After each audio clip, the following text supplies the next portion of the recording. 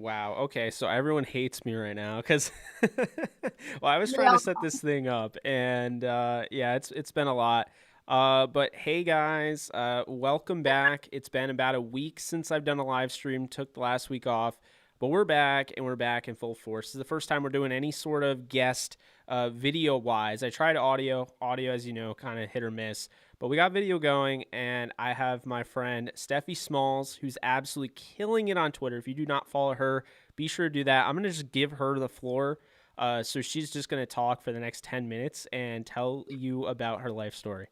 I will try not to talk for 10 minutes, but what's up, guys? This is like, Jake is one of my favorite people on Twitter. I don't even know how we ended up linking up. Who knows what the post was?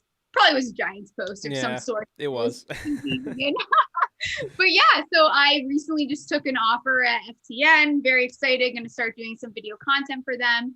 Just doing my thing. Probably will be not doing as much Giants. I don't get engaged with trolls.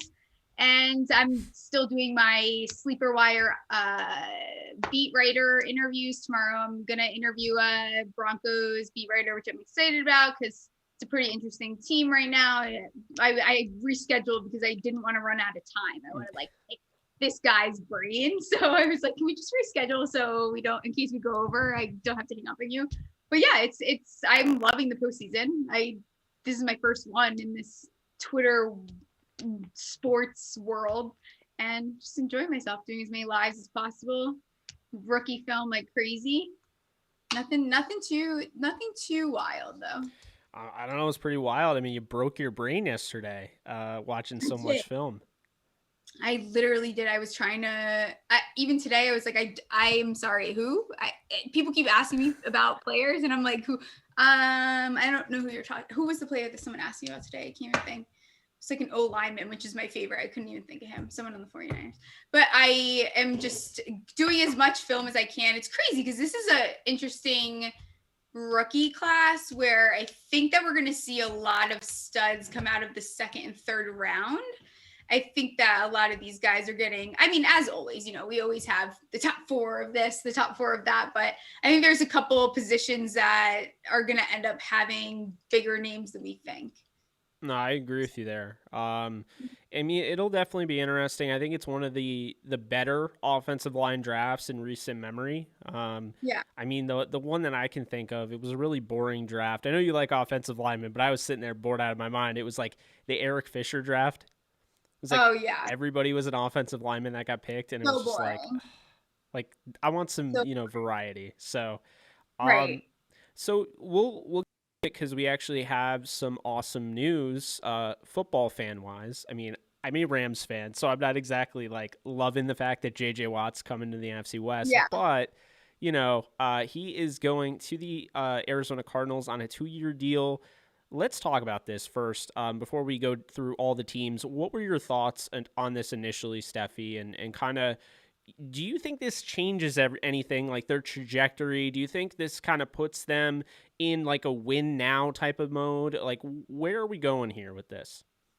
Yeah, the Cardinals are a weird team in the sense where they're taking this rebuilding route that's kind of their own. They've basically developed their own sense of rebuilding. So Giants fans love to say, look at what the Cardinals did. I don't really want to look at what the Cardinals did because I don't really think the Cardinals have done that much in that sense. I think that this is of course, it's JJ Watt. I think I laughed when I started laughing because everyone on Twitter wants to, they come up with narratives and he's going to the Packers. He's going to go back and play with his brothers.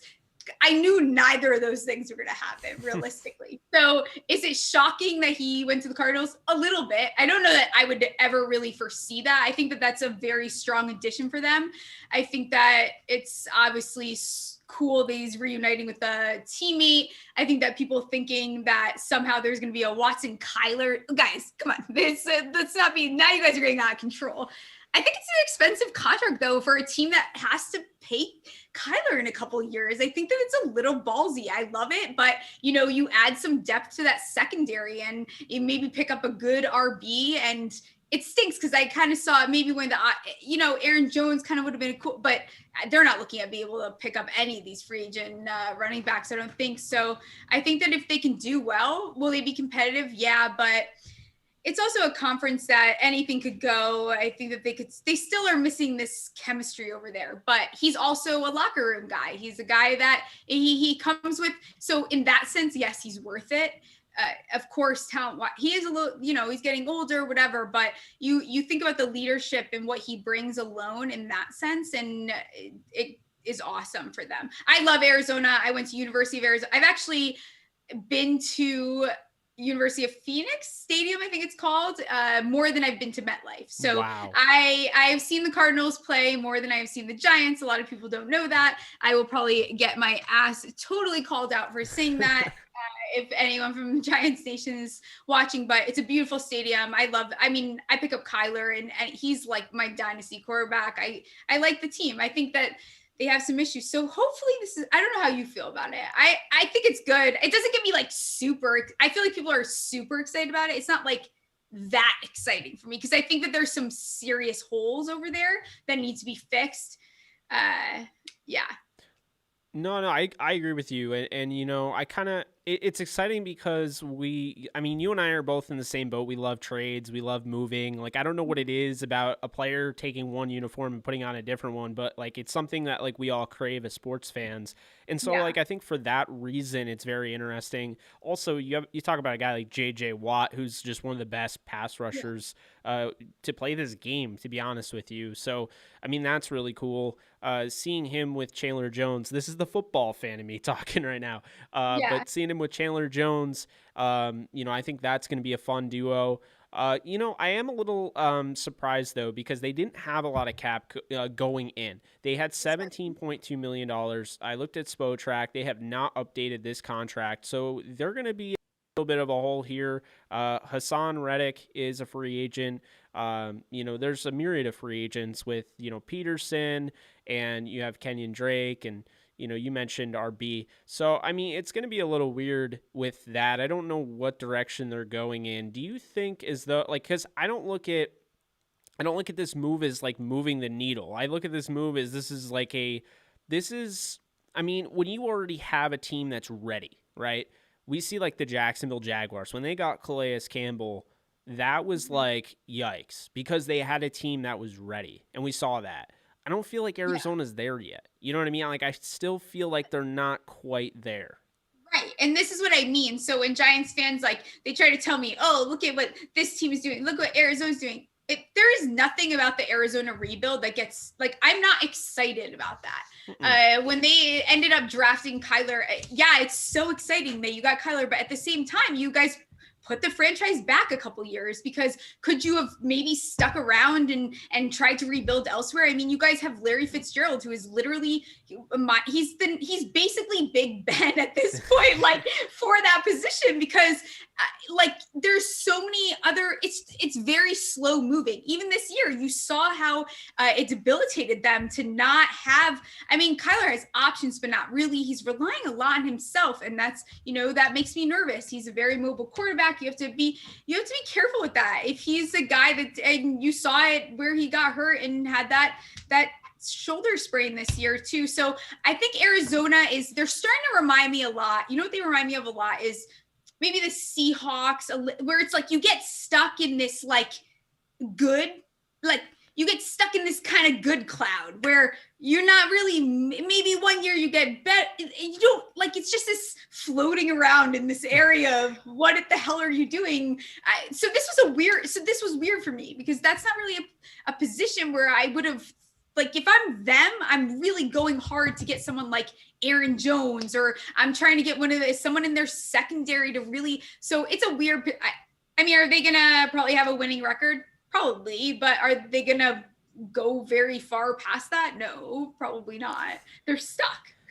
They are in, like you said, Seattle, and to me, Seattle's the cockroach. They don't die. They just stick around. I think, a lot of that is because of Russell Wilson. I have gone out on a limb and said I'm not overly excited about their team as a football fan. I don't look at and I think, wow, they are something special. If Russell Wilson gets hurt, I think that they would fall off the face of the earth, to be honest with you, which I find really funny about the trading, because I'm like, you do realize if you don't get like a Dak Prescott or somebody like that in return, you're Yeah. done. Like you're going to be Yeah. in deep trouble. So, yeah, I actually like that comparison there. What would you say is like, what is the Cardinals' biggest need, and how do we fix them? Because they add JJ Watt here. I'm sure they can make some cap space, free some stuff up, manipulate it, what have you. But only 17.2 million before the Watt signing. I look at needs. I see running back, obviously with Drake. I see cornerback with Patrick Peterson and Drake Kirkpatrick, who I'm just not overly fond of. Tight end, I see interior offensive line. I see interior defensive line, linebacker, wide receiver. I mean, where do we start with this team? I think that realistically, I wouldn't really ever try to right now. I don't know that I'm addressing cornerback. I mean, now they're kind of in this. This was a weird move money wise for me. That's what I'm looking at. I get Very it. weird. I understand it's GG Watt, but also you have to remember that when you have players like you have players like Kyle, like he has to get paid eventually, and he's not a player that you're gonna lowball. He's a player that you're gonna pay like as much as possible. So I think that I would probably go cornerback. I know that there's not that many. What do they have? The 16th pick, maybe?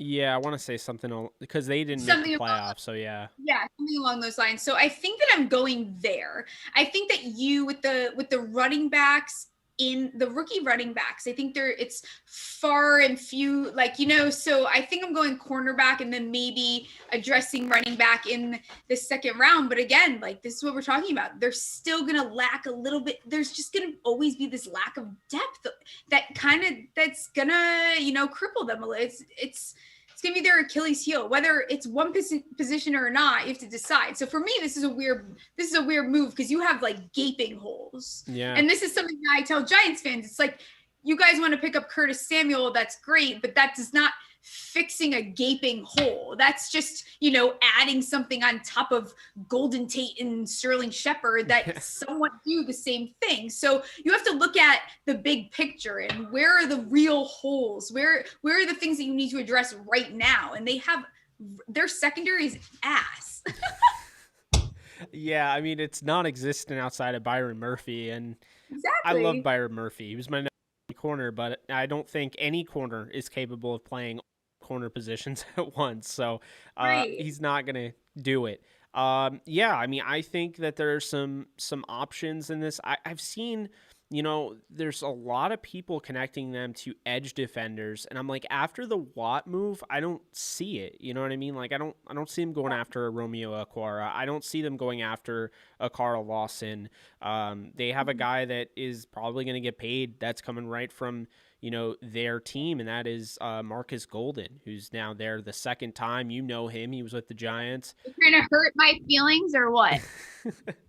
Hey, I like Marcus Golden. His father follows me on Twitter. He's what? Me too. His dad? Yeah. Yeah, he follows me too. But yeah, Marcus Golden. That was a bad move on the Giants' part. I think that Marcus Golden is a fantastic football player.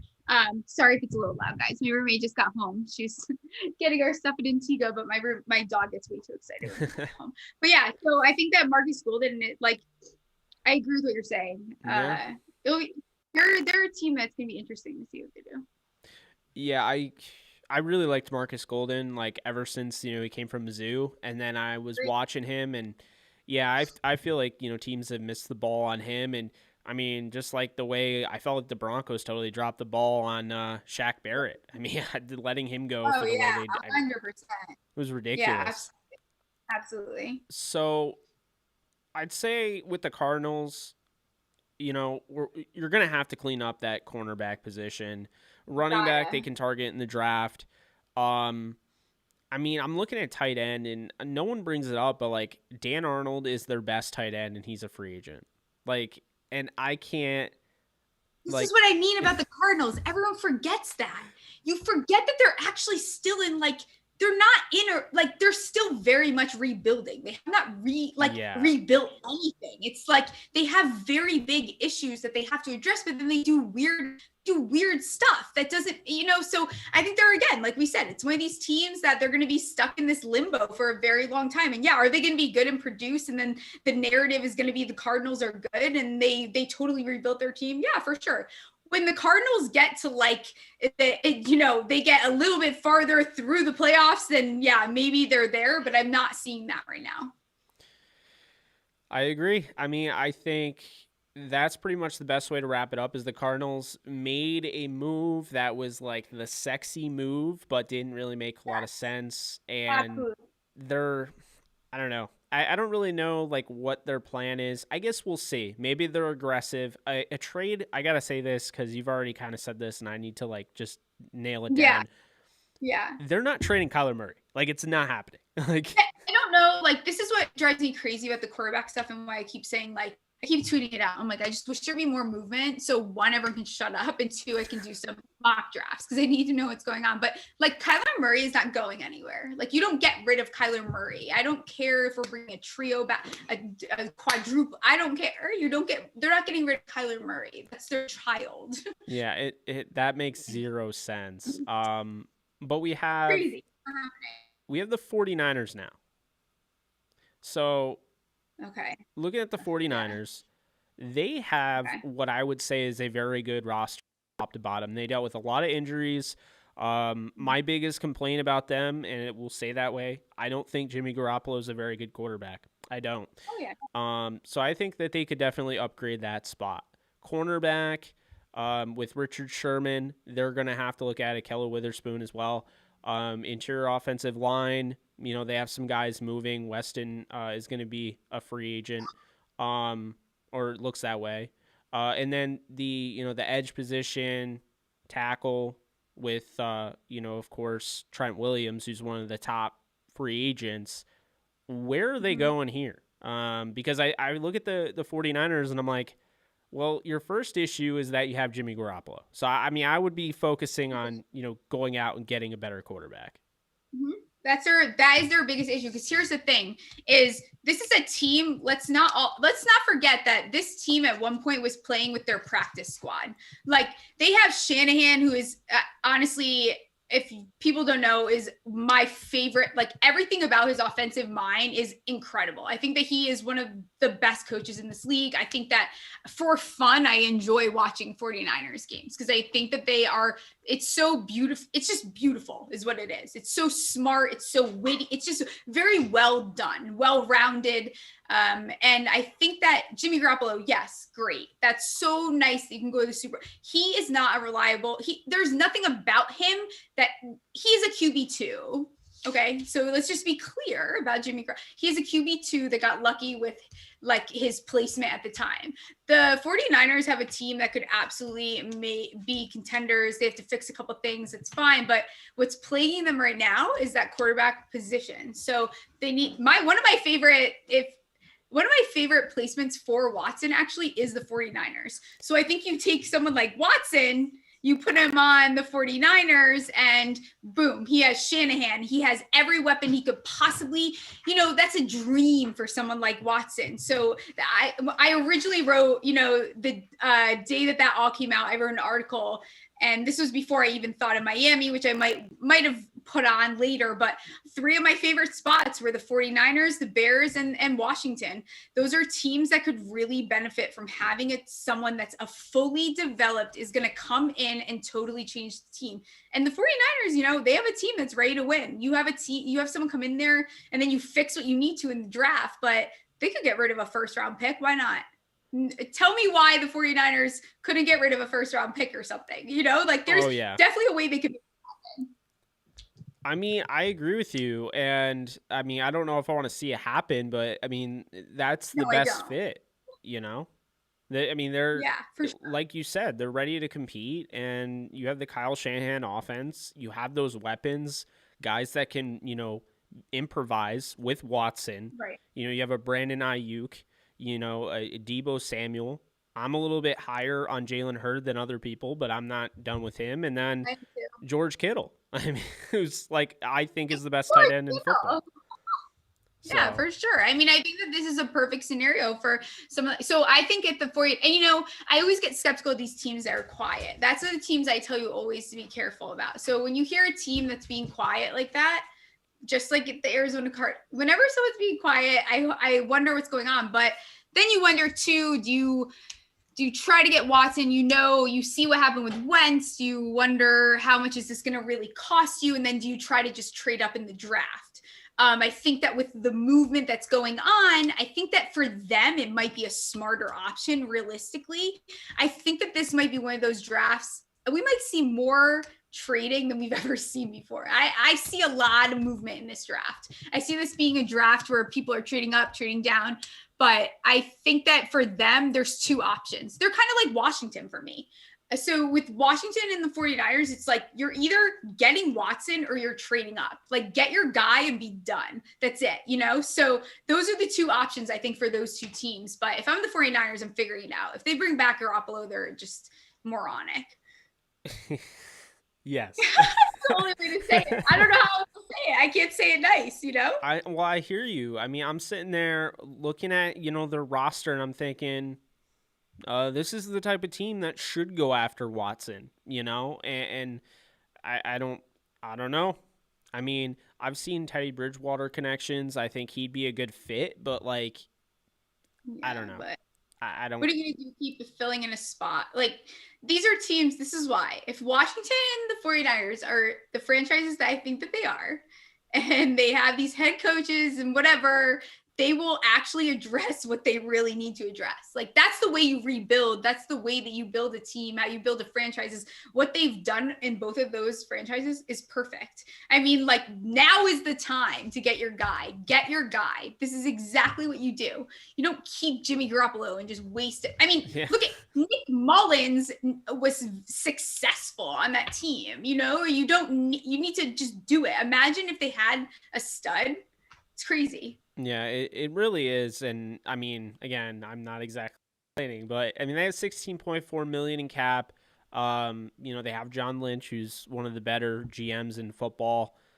I would have to imagine they get a guy like Derek Carr or somebody along those lines. I don't see them sticking with Garoppolo no matter what anyone says. I just don't buy it. Like, there's no way. You can look at what the Rams did with Stafford. We'll talk about them shortly. You can look at what, all these teams are trying to do. All of this Watson talk, the big four that are coming into this league. I know now you've said there'll be at least one bust, and there probably will. But just the fact is there's 4 starting quarterbacks, maybe not day one starters, but starting quarterbacks that you can build around that are in this class. So there's a lot of these quarterbacks out there. You just saw Tom Brady win a Super Bowl. I mean, are you just going to continue to stay complacent? Okay, Jimmy Garoppolo's fine. I guess we'll go out there and, I just think it's honestly kind of selfish to do that to your defense. That's been just so great. Absolutely. I think that also I think that for the Texans, Jimmy Garoppolo is not a horrible option. I don't know. Take Mullins with him. Figure it out. I think that you could figure out some kind of trade. I'd hate to be a Texans fan if we were going that route. Oh God. I mean, but the Texans are screwed they don't really have much option now. So if I'm them, I'm just going to rob a team of first round picks. And then that's how you rebuild for them. They're totally screwed. But I mean, talk about being complacent. That's a team that's been complacent for years. Oh boy. It's hard to believe that they just a year ago, they beat the Bills in the playoffs. Yeah. It's a far cry from where they are right now. They're so complacent, and I love that. I think that's going to be my new thing. Complacency. So complacent 49ers. That's what they are. They're the most complacent team. Oh, it's my least favorite thing in the NFL. I look at these teams and I'm like, let me be your GM, please. I'll at least do something. You fix it in 2 seconds. It's then you're going to turn into the Seahawks who decide that they just want a flashy name and they trade for or get rid of they want to get Jamal Adams every year. This is what we get. This is and then you get stuck and then and then you end up losing a Super Bowl and giving us all the worst Super Bowl ever. Oh, okay. Yeah. The Clowney move too, when they got Clowney and everyone's they're Super Bowl champions. Yes. They love a good name. I hate those teams. That shit pisses me off.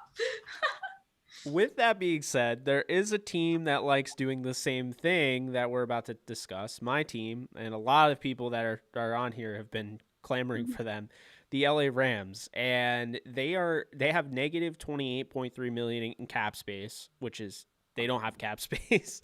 That means But that money. could be changed. They've already gone out and they've said that they are going to focus on restructuring contracts. I've gone through and done all the math. They can get up to 50 million with all the cap space that they can save, which is crazy. So they could do a lot. Now, is that realistic? I'd say they probably get around the 30-35 million range. I could see them signing Stafford and having like dummy years in there to make the money work. Um, but the way I see it is that this team has a few really key free agents that I don't think people should just be like, all right, see ya, talk to you later. Like when you look at like Austin Blythe, I think people are really quick to just, crap all over him. I thought he played very well at center. He continued to get better. This is a guy that the Rams, they do this all the time. They find, these guys that are considered trash by other teams and they turn them into their treasure. This is somebody that was cut from the Colts, and they claimed him. They did the same thing with Darius Williams, who was cut by the Baltimore Ravens, although they tried to sneak him on the practice squad. The Rams also do that a lot. They stole him away. I think he'll be back no matter what. A source that I've talked to is adamant that he's staying, so I'm not worried about that. But then you have John Johnson, who's turned himself into a top safety. And now, he's a free agent, and the Rams have, we've heard reports about them potentially using the franchise tag to trade him. Let me just tell you, if you don't know, the Rams and franchise tags don't go well. They tagged Trumaine Johnson Are you twice. sure? They tagged Trumaine Johnson twice. Nope. They tagged LaMarcus Joyner. Nope. Like it's not good. So I don't think any Rams fans want anybody being tagged after that. But then you have Leonard Floyd, and Leonard Floyd to me, I didn't like the pickup initially, but he ended up working out. I just think it's also like I think he's a good player. I think he's a very good run defender, but I don't think he's an elite pass rusher the way people are saying. And I'll tell you this right now, playing with Aaron Donald is such a valuable thing that we see, Dante Fowler got the bag. I think Floyd's gone and he'll get the bag. I mean, who's a guy like Carl Lawson or Jadeveon Clowney doesn't sign a 1-year deal just to play with Aaron Donald and then cash out, because that's how I see this going is that the Rams are going to have to find creative ways to get guys under the cap. And we've already seen the reports of Matthew Stafford and texting all sorts of guys from the Lions. Hopefully one of those guys was Romeo Okwara, because I'm a big fan of his. But Marvin Jones has been mentioned.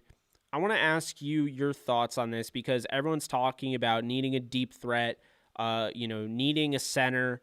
But, I Mhm. mean, could I not make the argument you sign Blythe for cheap and you say, well, Van Jefferson can stretch the field, Robert Woods can do it, and honestly, Goff held them back. I'm not so worried about spending a premium on the deep threat and maybe focus more on the edge presence to get a better Yeah, pass rusher around Donald. Where are you in terms of that? I think that's a solid argument. I think I understand the stretching the field thing. I think that you wonder is Stafford going to come in here and maybe have this. There's going to be a little bit of an adjustment period. I mean, over there, yes, were the Lions horrific? Yes, we all get that. But you have to remember he still had weapons. I mean, we're looking at guys that are awesome. There's like some of my favorite players ever over there. He had very big options to stretch that field. So he's going to come in here and he's definitely I mean I was never impressed, no offense to the Rams, but I was never super impressed by their skill players. Like nothing about them gets me super excited. I'm not like picking them up in every league. They're like usually on my I just don't get excited. I feel like it's never something that's just it's whatever. Like they're good. They're like great sometimes, but you don't always know what you're going to get. I think that has to be somewhat of a concern for them. I think that you're not going to spend the money to pick up Stafford to not address it either. And I think that the Rams are in a place where they want to win, and they very much could. They remind me, they're like 2 steps ahead of Washington, right? So that's why I always compare that. I compare their defense. Their defense remind me of each other very much so, but I think they need, you're right, like they need that edge. Having that edge, that's a position that gets overlooked a lot in this league, I think. And I think this is where fantasy football and football start to get a little, people forget that there's positions that you need in order to make your players play the way that you want to. So I think that is very important for them. I think I just lost my train of thought. What was it with the Rams I wanted to say? Oh, here's the thing is also we're in this position across the league where I promise you this is going to be the most one-year contracts that you've seen in a very long time, like as long as 1996. So in 1996 is the last time that we had a cap scenario the way that we do right now. And this is why people that follow me will know when you see me write 1996 on something, it's just because I've been saying this since like week 4. I knew this was coming. I mean, we're in a really shitty position. There is not a lot of money across the league. And what happened that year is that vets got dropped a lot, and then they got picked up and signed for year contracts, and they either proved themselves and got re-signed for 2022 or they were gone. So we're in a position where there's going to end up being more options available. I think you'll see a lot of one-year contracts. And I think a team like the Rams, it's going to work in their like favor, because they're a team that if they move things around and probably go a few things to put band-aids on to follow up the next year. So I think that the Rams are a team that maybe will benefit from that. Teams like the Rams that, now you have Stafford, you have some players you need. So what? You need to stretch the field, add a little depth. It's one thing, but I think they will benefit very much so from the vets and from who they can on a one-year contract. I agree with you, and that's kind of where I've been leaning, is that I think they're a top destination. When you look at this team, a lot of teams around the league, just a lot of people I talked to at the Senior Bowl over the last few years, they've always been really high on the Rams and what they've been doing and how they've been doing it, because they're not afraid to make that crazy trade like they made for Stafford. But the problem is, and it always came back to it, no matter how good he looked, people did not trust Jared Goff.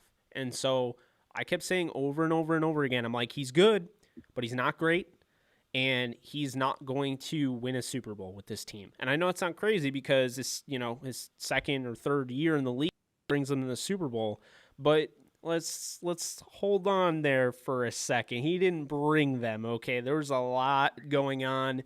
Wade's defense was phenomenal in the Super Bowl, and they only came away with 3 points on the offensive side. So I said it from day one, with Jared Goff, I was a Carson Wentz fan coming out of the draft. I thought, he was the better NFL-ready quarterback. And I had questions about Goff, not his toughness. I think he's incredibly tough, but I just didn't like that he played in that bear raid offense. And I felt like there was going to be a significant learning curve going into the NFL. And sure enough, there was. When you saw 2016, you're like, what on earth am I watching? That's not the number 1 overall pick. But, also let's not act like Greg Robinson was his left tackle, So, there was stuff all over the place with that, but I just felt like 2017 and 18, Sean McVay really found something with him. And then 2019, he fell off a cliff. And, I was thinking 2020, this is like the year, like if he's going to bounce back, this will be the year. And he starts off the first 3 games, looks solid. I thought the Buffalo game, the way he rallied the team back, they almost complete this crazy 25-point comeback. And, they lose on, like, the last play of the game. Like, I thought that was something like, okay, maybe that Goff is back. But it was just a roller coaster. And you look at the Miami game, and I remember the Miami game thinking, I'm actually done with Jared Goff. I've hit a breaking point, where he turned the ball over 4 times in the game, where the Rams held Tua Tagovailoa to under 120 total yards. And they lost by 11. So I was like, I can't do this anymore. Put in John Wolford. Like, I'm 100% serious.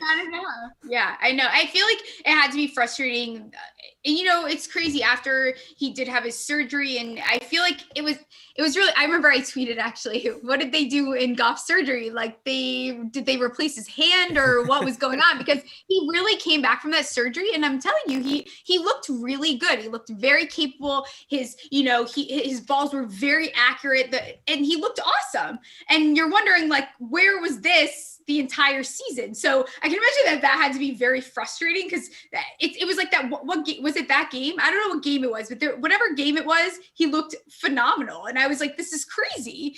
This guy has been getting crap all, I don't know, maybe it was because seeing a starter play and then everyone's talking. You might lose your job, and that's where guys, they start playing well, and then you're wondering, is it, Trubisky? Look at Trubisky, what he did once he was sitting for so is it because of that, or is it because maybe everything's flowing together now? I don't know. It's gonna be interesting to see what the Rams do. They're another team because they're ready too. I think that they're a team that could very easily end up taking off, but that edge, and there's a few things, but it's not like Arizona. Whereas, like, it makes sense to get Stafford. That makes sense. JJ Watt is not as logical as that, right? Like, I understand that. And I think that Sean McVay is also, he's not old school. You have to remember, this is a young coach that it's a different type of mind. This isn't an older mindset where, like, you're looking at teams that are very loyal. If you are not a good quarterback, they're going to get rid of you. That's what the new mindset is. And McVay is a fantastic coach. So is it shocking that he got rid of him? No, obviously not, because he has a team that's ready to win a Super Bowl, and then you have this happening. So it's exciting, though. I will admit that. Yeah, I mean, I'm super hyped for Stafford. I think in McVay's offense, I think he could win MVP. I think he's Aaron Rodgers light. He has been Aaron Rodgers light for years, and people don't give him the credit because he's in Detroit. And it's always like, Detroit starts off so poorly, and I feel like every year they're like, how the hell are they 8-8? They're horrible. But they have an excuse but then they have, like, these random really awesome guys. It's like, you're just wasting their talent. I swear to God, if they waste DeAndre Swift, I will be so angry. He's like one of my favorite players, so I adore him. And if they ruin his career, I swear to God, I will never forgive the Lions for that. Oh my God. Yeah, I was honestly kind of confused by, like, why they drafted him, because they had Kerryon Johnson. They just spent a 5th rounder on Ty Johnson. They just signed Adrian Peterson. I was like, why? Like, nothing annoys me more than seeing a young top running back go to, like, a committee backfield. Right. Yes, literally. What are they going to do? So I guess whatever. They're going to bite kneecaps or whatever he said. So, yeah, that'll be interesting. I'm sure that'll do it. So yeah, we talked about the Rams. I think, in all likelihood, I think they'll go out and get, like, a Jadeveon Clowney on a 1-year deal. I do see that. As far as the field stretcher, Marvin Jones, I think, is the guy that they would want. I think there's mutual interest there, but I just don't see the price tag matching something. Like, Marvin Jones is very underrated to me, and I feel like he's worth it to $8 to $10 million. And I see, like, fans saying, yeah, he'll take a team-friendly deal for $3 million. What do you mean team-friendly deal? He was with the Lions for, like, 6 years. He's never played for the Rams. So what is this, like, team-friendly nonsense? Like, I know he loves Stafford, but, like, that's ridiculous. He's not doing that. Part of the thing that people don't realize is this is not going to be like your average off season. Yeah. And like I said, 1996, there is no money. Like, even the teams that you think have money don't have money, not the way that they used to have. This is not a normal season. Guys are going to have to take pay cuts. Like, free agency is like, you're going to see so many it's going to be 1-year deal galore. I mean, like, the Oprah Winfrey where she's like, you get a car. I tweeted something probably a week ago that was like, you get a 1-year deal. You get a 1-year deal. That's literally what we're going to see, because teams need the money elsewhere. It's just, especially with the quarterback, the way the quarterback scenario is lining up with the money that's what's causing the problem, especially on some of these teams. So, and we're also in, this is kind of this new era of quarterbacks where you need a good backup quarterback. we learned, so you need a good QB2, not an okay QB2. I mean, look at the Bengals. Are they happy they have Finley? No, absolutely not. It's like Finley, I was so nervous that Finley was going to actually die on the field. It was actually terrifying to watch him play football. But seriously, like, we have teams, you need a good backup. I mean, you look at Miami and the way that they switched in and out, Tua and Fitz, like, a lot of these teams are in a position where they need that. So this is a really weird time. We've never seen quarterbacks move like this. I mean, there's so many still available and anything could happen. I mean, Breeze is talking about coming back, and then you have, what do you do with Winston and Hill? So there's still guys to move. Alex Smith is like demanding to still play, which I think is great and admirable, but there's a lot of guys that still need to move around. It's so you have to take that into account, and then take into account that everyone's broke, and then take into account that, so it's going to be a very, very weird deal with these. It's going to be so many 1-year deals. It's yeah. 1996. Don't forget it. Look into it. The same thing happened. Guys got dropped. People got cut. It was a crazy year. I love the fact that you brought that up, because I didn't even know that. And I'm normally the one that drops those stats, and people are like, yeah, yo, you freak. Like, so yeah. And so it's crazy. So they're expecting this year is already a worse position. Oh, yeah. So, I mean, a lot of these guys, I've listened to a couple of interviews, and some of their favorite teammates got cut and didn't get contracts. So I think it's amazing that, and I think that's why there's been a little bit of a slow start, because I mean, people like Aaron Jones, I promise you, will not get paid the amount that Aaron Jones deserves. I think that there is a 0% chance. I think there's not a single team that needs an RB that's going to pay Aaron Jones what he thinks he's going to get paid. So then you wonder about, like, who retains these guys. So it's going to be a mess. Like, in 3 weeks, things are going to go buck wild. It's going to be crazy. I mean, the Jaguars literally are sitting there with over $80 million in cap, and they got to be thinking nobody's going to want to come here. Like, nobody. Right. So a lot of these guys, we're in a place too where it's like, a lot of these free agents are also a little bit older. They're not old. They're a little bit older. They've never been on a team that wins. So what do you do with Robinson? These guys, where do they end up if they feel like they're getting compensated enough and then also getting the team they want? Well, those teams don't have money for you, Allen Robinson. So they sign a 1-year deal and then figure it out from there. It's going to be weird. Things are going to get weird. I love it. I love the chaos. I love the havoc. It's awesome. No, I'm with you on that. I'm all for it. I'm all for it. Yeah, so wrapping up the NFC West here, Seattle has 11.1 million in cap space. They have all sorts of issues because their guy, their head honcho, Russell Wilson, they've pissed off. Yeah. All right. So before we get even into like their free agency stuff, right, where are you in terms of Russell Wilson and the Seahawks relationship? Because I do feel like it's not being downplayed. The media has definitely eaten it up, but I feel like it's almost being downplayed by the fans, where like I see Seattle fans are like, we're not going to lose him. Like, it's totally cool. And I'm like, I don't know. I don't know where he would go. Right. But so what are your thoughts on that? It's so funny is, speaking on a year of new things, is, what we created? We created the era of the diva quarterback is what we created. So now you can stomp your feet and do whatever, throw a tantrum. You could be Carson Wentz and wear a tracksuit on the sideline and then still go somewhere great and get paid. So you're looking at someone like, like Wilson, and he's seeing what happened to, let's see, Aaron Rodgers, for example, how his career has played out and what he has needed has always prevented him from fully getting there. So I think that if you're Wilson, I would be pissed off if I'm Wilson, though. I'm not going to lie. I think that the options are, I think that I'm either saying you can make the draft picks or we'll get rid of you. I think that the issue is with the Seahawks, where when I heard this, I started to get a little interested, is they love a good name, right? What did we say before? They love a good name. So True. If you can come up with a way to get rid of Wilson, I think that it's interesting, because I think that any team, it's like something I saw that could be interesting. What? You send Wilson to the Cowboys, put Dak in Seattle? Why not? That's exactly where my mind goes. That's literally, I'm like, if he gets traded, it's going to be for Dak.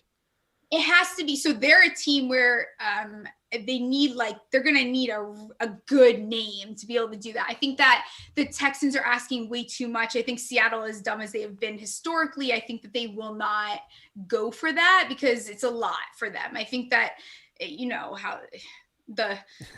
don't know. So that's a weird one, I think. But now you're seeing these things come out. I don't think he demanded a trade. I don't think it's anything like the Watson ordeal. But I think that if you're Wilson, and I don't blame these guys entirely. Are some of them acting ridiculous? Yeah, 100%. I think that for Wilson to be, if he is kicking and screaming the way that some of these, these tabloids are talking about, you're ridiculous because you have been on a solid team for years. I mean, we're talking about, you have really not much to complain about when you look at some of these other guys that have gotten completely pummeled their entire NFL career. But I think if I'm Wilson, I am. Yeah, definitely. There's definitely reasons. I mean, the New York Giants beat them very beat them with no issue this year. So I think that there's reasons to be upset. I mean, you're reaching and you get Colt McCoy, right? Colt McCoy beat you. I would be so angry. I think that you get to this point too. I can imagine, obviously I've never been a quarterback, I've never been an NFL quarterback, but you must get to this point where it's like, your retirement is a kind of looming. And then and then again, another part of the era is we have all these old quarterbacks that they're trying to hang on for dear life and they need to freaking go. Like Breeze, you're done. Ben, you're done. Like just throw in the towel. Let's be done with. You guys are old. Like just tie it up. And I think that probably someone like Wilson, someone like Rodgers are looking at these guys. I don't want to go at that sucks. So I think that that plays a role in it. You want to go somewhere, you see Brady this year, who's in your scenario, go somewhere else and win another Super Bowl. Like what a punch in the balls. That sucks. So I think if I'm him, I'm for sure I'm going to try to leave. But I don't know where he would go. I mean, the Bears are a team that would probably be stupid enough to give away half their team for him, So no, he's not a tight end. Yeah, literally.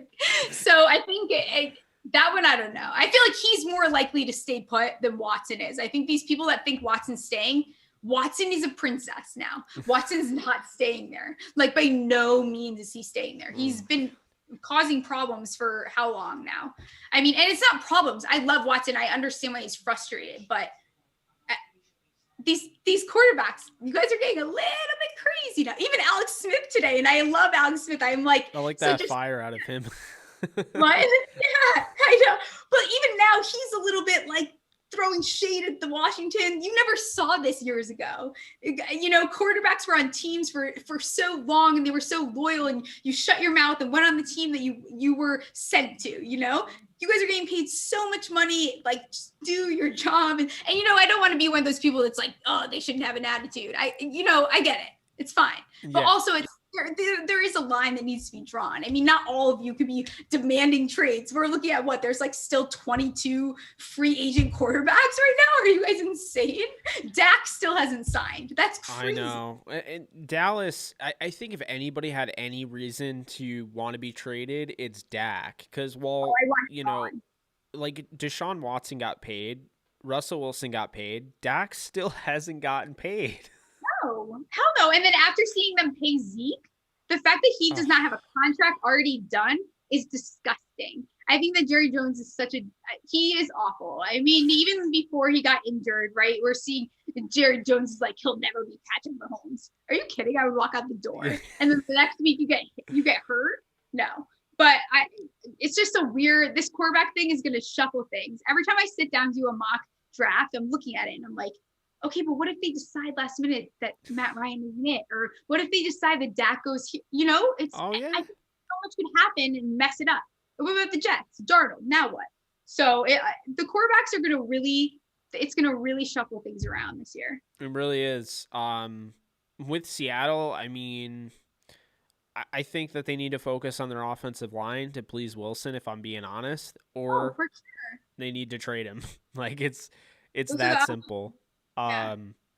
I do think losing, because I do think they're going to lose him. Losing Chris Carson is going to be a loss. I will say that. Really? Yeah. So I kind of disagree on that. Him Sense staying that if, or him being a loss?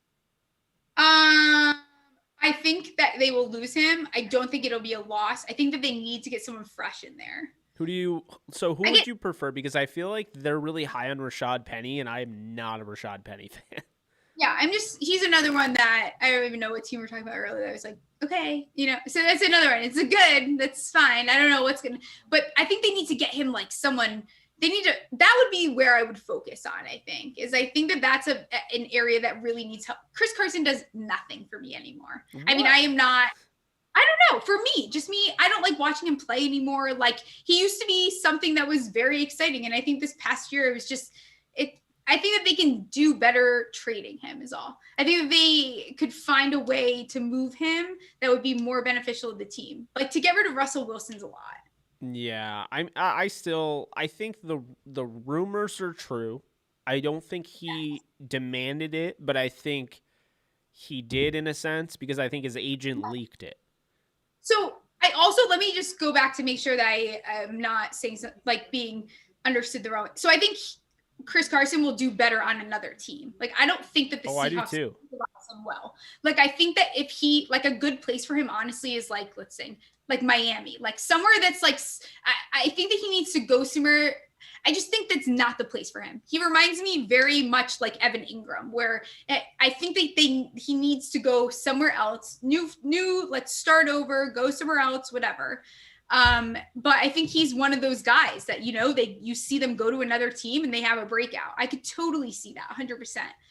But I could see him on Arizona. Arizona, that's a great. I didn't even think of that. That is not bad at all. He'd probably love it too, being able to play. It'd probably be great for him. That's how I would be if a team said they're not going to bring me back. I'm like, all right, I'm going to your rival. Hope you know that's that. That's how I feel. I know. So that's awesome. That's what I would do. I'm so petty like that. Yeah, I'm the same way. So now NFC South, and I mean we can speed this up a little bit. I'm taking a little bit too long on some of these. But right. This is our first live together, so we're like very excited. Yes, I love interacting on Twitter. Yeah, no, absolutely. It's very cool, and like people keep coming in. I mean, I haven't done a live in a week, so I wasn't expecting it to blow up tonight. But hey, we have a decent. Oh, is it? I should pull it up. I was like, should I look at the comments or what's going on? So we have the Buccaneers here sitting at $24 million in cap. They have a lot of guys that are going to be free agents. Ndamukong Suh, we talked about earlier. Shaq Barrett, the linebacker who has been there since. I mean, it's been a while. Levante David, and then Chris Godwin to just name a few. Where do you go? Just starting off with that, where do you go with Tampa? Like, are you going to sign a Godwin or are you choosing to sign Barrett? I don't think they can get everybody back. Like, despite what Bruce Arians was saying, no, you guys are going to stay. I don't think any of them are going to stay, if I'm being honest. I think they're all going to want to get paid. So I don't know. Where are you on that? And the thing is, too, is so this is where it starts coming down to this argument about culture and Brady came in and did this, but it kind of is something, right? I mean, Brady has proven that he can literally he can handpick players from across the league and he can build a Madden 2006 like team and he can just put it together and win a Super Bowl, right? So I think that entices players. I think that players that maybe didn't always get an opportunity on whatever team they were playing, that opportunity is in Tampa. I think that these players are bought in. I mean, even I was listening today, Gronk is ready to play again. Do you know how insane that is? I mean, this guy's falling. I love Gronk. Listen, we went to the state. He's from my alma mater, go Wildcats, whatever. But I mean, the guy had like 7 surgeries even before entering the NFL. I think people forget. So this is very vintage Gronk. I mean, you didn't see him in the playoffs until the Super Bowl. They're building a team to win. And you know what? Quite frankly, it's working, which is crazy. And I was a huge hater. But I think in that sense is someone like Godwin, he's out of there. I think there's no way, even I was just doing his interview. I mean, the guy wants to get paid for what he's worth. Do I think that he's probably going to try to get too much money? Yeah, 100%. but I think that it works in his favor too. I mean, he's coming off a Super Bowl win. He just played with Brady, and you use these things in your favor. And I think that, you know what the craziest thing I saw was OBJ wanting to play with Brady. And like, this is what I mean. Like, you start having these guys come out of the woodworks that have kind of gotten their shine, like dampered, because you have these young guys on the team. Yeah. So are they going to do the same thing because they can find some guys that have been just lingering on the side, but are still great talent that Brady can work with? Absolutely. So I think anyone is on the chopping board over there. I think that it's not shocking if people leave. I don't think anyone's locked in. Obviously, their front office has shown that they don't really care. They can take whoever they want. Antonio Brown played in the NFL this year. Are you kidding me? That's crazy, right? I mean, JPP was on a team that won a Super Bowl for the Giants. The Giants won Super Bowls when I was in like 8th grade and my freshman year of college. I mean, I'm old now. So like JPP winning, like, come on. I mean, like, this is crazy. The stuff that's going on is crazy. So I think Tampa, and it's very up in the air there. I will not touch Tampa because you never know. They're going to call OJ Simpson out. Like, it's like, hey, you never know. Leonard Fournette is now what? Super Bowl Lenny? Like, this is insane. Oh, yeah. So yours truly. I mean, you don't know what's going to happen over there. It is. It really is, honestly. When you look at what Tampa Bay, and I saw you were defending Winston the other day, so I think we're kind of in the same boat here. And it's not to take any credit away from Brady, but when I watched this team in 2019, I felt like they were almost there. And, I feel like we're really quick to blame. I mean, and don't get me wrong, Winston threw 30 interceptions, but we're really quick to discredit Winston. And not quick to credit the fact he led the league in passing. He had 33 touchdowns. He actually looked like a dynamic quarterback. When he was taking care of the football, he looked like one of the better quarterbacks in football. Like, he was really talented, and he worked well with Godwin, and he worked well with Mike Evans and Cameron Brate and O.J. Howard. And I felt like that was all without an offense, not an offensive line. It was all without a running back. They didn't really have much of a running game. It was Peyton Barber, and it was like Ronald Jones, who didn't realize that he was a second-round pick and needed to actually start playing up to that level. Yeah. And it was like, so Jameis is doing all this with this risk it, no biscuit, offense. They have no running game to speak of. Their offensive line was solid, and their defense was starting to really come on. Yet he can't see anything. Yeah, and then he gets LASIK eye surgery. So I'm really interested to see that. But here's the thing. They had 6 games in which they lost by 1 score, okay? 2 of those 6 games came down to overtime losses. So this team was not far out, going 7-9, and then this past year they went 11-5. Like, they weren't that far away from being that last year, the year prior. So I feel like with Winston, man, if the Saints get Breeze back, I honestly feel like the Saints should make the tough decision and let Breeze go somewhere else, because if they let Winston go, they will regret it. I really do think it's going to be a rebirth for him. I've been saying it. People say all the time, you're crazy, Jameis Winston's terrible and all this. It's very easy to say that because, and again, this is this weird era of quarterbacks where all of a sudden everyone's ready to give up so fast. And I think that what you forget is, yes, he had 30 interceptions. That was matched with 30 touchdowns. Like, this is not like he's in the volume of his yard. Like, if you look at his stats, like on paper, yes, there's 30 interceptions. I get that. Eli Manning never had more than 27. That was his worst. 2013, I want to say that was his most interceptions he ever had. So yeah, is that a problem? 100%. But you have to remember there's other parts of the team. And I think it's easy to forget that you have to give them something to work with. And obviously I sympathize thinking of Daniel Jones. I always go back to the Giants, but really, like, it's happening across the league though. Even Goff. I mean, he's kind of someone that I would put into that. He didn't have huge weapons. There's other things that are part of it, but Winston is he's someone that could really, you have to be bought in on him, and it's going to be ballsy. And I get that. But I think that is a high risk, but very high reward. Like, talk about high reward. he is a fantastic quarterback. I mean, I think that because of the seat, like there's a reason why he is looked down upon, and I understand that, but there's more to it. The crab So legs. like places I love for him, Washington, I would be okay with. Yeah. I think the Pats, that's a great place. I was gonna say that. I want Bill Belichick to get a hold of him and just I be think like, Bill screw all of you. Yes. I love that. Even that is like the perfect place for him. I think a team that oh gosh, They should have done it last year, Stephie. They should have done it last year instead of Cam. I stand by that. Yeah, I'm gonna be so freaking upset if Winston is not a starting quarterback next year. Because you and me both. I'm so upset because he will get totally screwed by this league. This is like a classic scenario of what happens. Like even I feel like it's kind of what happened even to like Sam Darnold. Like you get into a situation where it's not, and it's very easy for people that just watch, you watch the game and you're just watching the quarterback. And I understand it's very easy to hone in on that.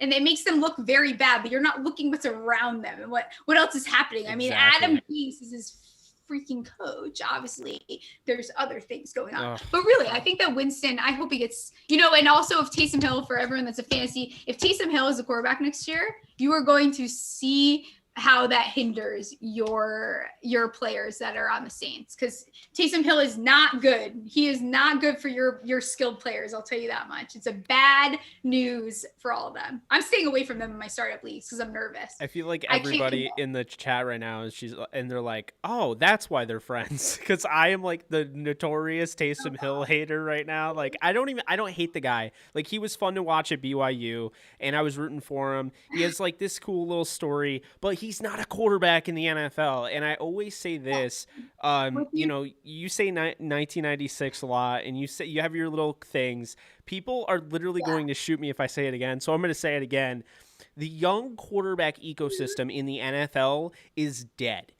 There is no such thing. If you take a Josh Rosen and you draft him in the top 15, or if you take a guy that I like, Dwayne Haskins, you're going to give him 1 year, okay? And he could be drafted by a team that fired their coach, like Josh Rosen was, like Dwayne Haskins was, and it doesn't matter. It's like you have to figure it out. And then they also, it's also totally disregarded the fact, I always make this argument for Dwayne Haskins and why I don't think he's done. When you look at what he was finding at the end of his rookie year with an offensive coordinator that's now with the Rams in Kevin O'Connell, they had a thing there. He was starting to really get things going. I saw it 5 years with Sam Bradford in St. Louis. He had 5 different offensive coordinators. Like, these young quarterbacks used to be given opportunities to strive. And now it's like, oh, you can't figure this out in a year. I'm done with you. Can you imagine if the Chiefs did that with Mahomes? You know what people don't realize too is, so 2 things. One, all of a sudden people decide which quarterback we are going to decide that that's okay with. Yes, so Mayfield and Tua can get as many, they can do whatever they want in this league. Lamar, all these guys can do whatever they want. If someone like Darnold, Daniel Jones, Jared Goff, if they do that, for some reason, it's the end of the world, right? So, but we're not forgiving to everyone. It's just that everyone decides what train we're on. But even, and I know I talk about the Giants so much, but obviously it's what I know very well, is 2007 was Eli's worst season almost. I mean, like, we're talking, he was really bad during the season. Not like kind of bad, like he was not good. And he went on to win a Super Bowl. So you don't need a fantastic quarterback to win a Super Bowl. And you need to give people an opportunity. Tom Brady's first game in the NFL, if you should go look at it. Tom Brady was so bad his first game. I mean, there's players, there has to be a learning curve. You're not going to just walk on, and then you add a learning curve to, not having a good O-line, not having weapons. The quarterbacks, they need something. You can't make just anything happen. Look at Watson. I mean, he's a fantastic quarterback. We all agree, right? Yeah. But he did what? What happened over there? Not he is nothing. I'm gonna say this, and I'm not #quarterback wins and all, but Mitch Trubisky has a better winning percentage than Deshaun Watson. Exactly. And why is that? So why do we forgive Watson, but we don't forgive someone else that comes into the league and isn't picking, so it's such a crazy, the quarterback thing has gotten out of control from when I It's like first pick and started. choose. Like, hey, I liked him in college, so we'll give him a pass. Like, how many Right. times did Tim Tebow get a pass? Right. How many times? Like, Just not. Literally. And he's you a see first round pick, and everyone's like, but Right. but like he's left handed. Like, what? Yeah. What? Yeah, Like, exactly. I'm gonna go with that. Like Darnold. So you want to get rid of Darnold and then take another third overall? Like, I'm just like not understanding. I don't understand that at all. You have a third overall that didn't have a team. So why not just keep Darnold, you geniuses, and then use your picks for what you really need? So it's, Yes. the whole thing is crazy. It's out of control. People get paid like an insane amount of money, but it's not the same. These young guys come in, they're like, see ya, out the door. Yeah. But give them a second. They need to figure it out. It's okay. It's not going to be perfect. I'll say this: another guy who's going to be a free agent, Jacoby Brissett. Yes. He played pretty well, and then he gets an MCL injury in Pittsburgh. Isn't the same, but he tries to play on it. And then the next year, they're like, we're going to go up and get Phillip Rivers, who's literally on his last leg. Like, but why? And Literally why? I am like the biggest Chris Ballard fan on the face of the planet, but I don't understand what Chris Ballard was doing. I don't get it. Yeah.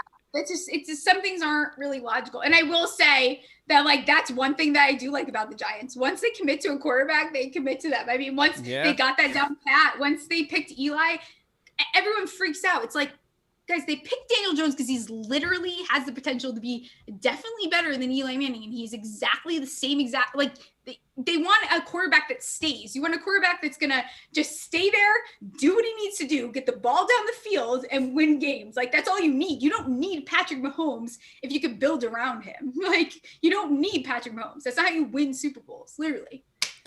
I totally agree with you. And I will say this, I'm not trying to ruin our friendship, but I wasn't the biggest fan of Daniel Jones. But I will say this. Last year, I watched him, and he had nothing. I mean, when Saquon went down, I was like, he's going to die. Like, he reminded me of Sam Bradford's second year when he had the high ankle sprain, and everything went to hell. They got Josh McDaniels, and they're like, we have Josh McDaniels. Everything will just work out. And nothing worked out. Literally, they set the record for injuries in a season. Like, it was so bad. It was the year against the Giants. Danny Amendola, like, had the most disgusting elbow, like, dislocation on TV. I remember that. Oh my God. Yeah, it was so bad. But, like, that's what I am reminded by is that, like with Daniel Jones, like, he had nothing around him. Like, when Saquon went down, he had nothing. He has... And you have to take on top of that is, right, like, their O-line, first of all, it's the youngest team in the league. The Giants are the youngest team in the league, period. And their vet is Sterling Shepard on offense. That's not a veteran, okay? Let's be serious. But yeah, they have an O-line that's horrific. You have a player playing center that has never played center before. He's been a guard his entire career, and then they just decide that that's a fantastic idea for their rookie quarterback. And then you have Jason Garrett, who is essentially useless. I cannot believe that they're keeping him on. Then you have Evan Ingram, the clapper. It's crazy. Then you have Evan Ingram, who lost the team 35 points, 42 according to my film. And then you have Slayton, who, again, another one, 52.1% completion rate. He lost another 11 points. So you're telling me 41, what is that, 46? That's a lot of points. That's the difference between two more wins. So we're talking 8 wins. That's crazy. So, and Daniel Jones, if you watch the last 2 games, I mean, he improved. Just because they didn't win does not mean that he's not improving. I mean, his turnovers went down, his fumbles went down, but you can't give up on some of these guys. You got to just give them and even Baker Mayfield, no one gave up on him, and look what they did this year. Yeah. Everyone was so ready to cash out on this guy. And I was too. I mean, listen, I still wasn't bought in, but I bought into him over the playoffs because I think that you can see that everything's coming together. The team is coming together. And this quarterback thing is crazy in the NFL right now. You never saw it though, because we're so used to, like, we have, we know Peyton Manning, we know like Eli Manning, we know Aaron Rodgers, Tom Brady. That's what we're used to. That's not what's happening right now. Oh no, I totally agree with you. Breeze, And yeah. there's another quarterback, and I know we're kind of going a little bit off the road here, Yeah, but guys, it sorry. doesn't matter though Can't because this is great conversation. But Gardner Minshew, I mean, I did a video on him and I compared his first, I think it was like his first 38 games to Mark Bulger, who was also a sixth round quarterback, and Tom Brady. okay. He's having a better first 2 years than Tom Brady and Mark Bulger did. Now, Tom Brady played in a very dink and dunk heavy offense. They were very defensive based early on in his career. But Mark Bulger was part of the greatest show on turf. And that's something Yeah. I look at. I didn't even look at Matt Hasselbeck because I didn't him because his are so bad. Like, it's not even like comparable. But Gardner Minshew is on a really good pace. And I Mhm. keep hearing like he always turns the ball over, he's careless. He has like 11 interceptions in his career. He has like 38 touchdowns or something like that. I don't remember the exact stats, but it's ridiculous to me how like everyone's just like done with him. Now, I'm not saying if you believe in Trevor Lawrence and you have the number one pick, I'm not saying you should just pass on him. But what I am saying is that before you had the number one pick, why were you starting Mike Glennon? Like, why were you starting? Yeah. They started another quarterback who I forget. I mean, like I don't know what is Gardner Minshew, a sixth round pick and a first, a 1 year starter at Washington State before he played at East Carolina, Right. but like a 1 year starter at a Right. legit school. What is he supposed to Yeah. do? What are you expecting a Right. sixth round pick to And do? I think people forget because we do, obviously, this is also a year that, not a year, but it's kind of, again, I keep using the word era, and I'm probably going to rewatch this and be like, Steph, if you ever use that word again, you need to calm down. Like, I know I've said it a bunch, the cause, but whatever. But it's a time where, like, everyone's super athletic. Like, the athleticism is crazy. So you expect people to come in and be Patrick Mahomes is not realistic. I think that systems matter, right? So a place that Minshew would be great at was give him Shanahan, and I promise you Minshew will win them a Super Bowl. So you need to give them a system that works. You can't expect, and that's why I tweeted out, I think you commented on it too, is like, you guys are crazy if you think I'm doing quarterback rankings. I'm not doing a quarterback ranking unless I know what team they're on, because I think that it plays such a big role, and we've seen it like this is historically too. That's not part of what's going on. It's like you have to make sure that you have an O-line that's protecting them. They have the weapons that they need, and they have a coach that's agreeing with the plan that works with the team and the weapons that they have. So that's huge. And it sucks because everyone was right. You look at Darnold. Everyone's so excited about him. Like, it's the biggest thing. I'll never forget it. People are, they're taking rookie in these startups that year is like they're taking a kicker that year so they can get Darnold. And you see how it happens. You get burnt. There's going to be a bust. Is it because they're not talented? No, it's that whatever system that they end up in has failed them. Yes. Darnold got failed. That system failed him 110%. I think that there's no, even at the end of the season, you were seeing these weird glimpses of, wait, that's kind of the guy that we liked from college, right? Like, so I think that it's all about the system that they go to, and people forget that. And a lot of these players too, these fans, even is you play fantasy football so much that you forget how important the O-line and the defense is, these dynasty leagues. And I'm realizing that because dynasty, I haven't been playing that long, but the O-line is something I love. I'm obsessed. I base a lot of my weekly things are off of the O-line. Like, if I can't make a decision on who to play, I look at O-lines easily. And people forget that because you're so stuck on the numbers of how the skilled players are, but you're forgetting that there's things that need to work amongst that. So it's a very, this is going to be some of the best football we've seen though, this upcoming season.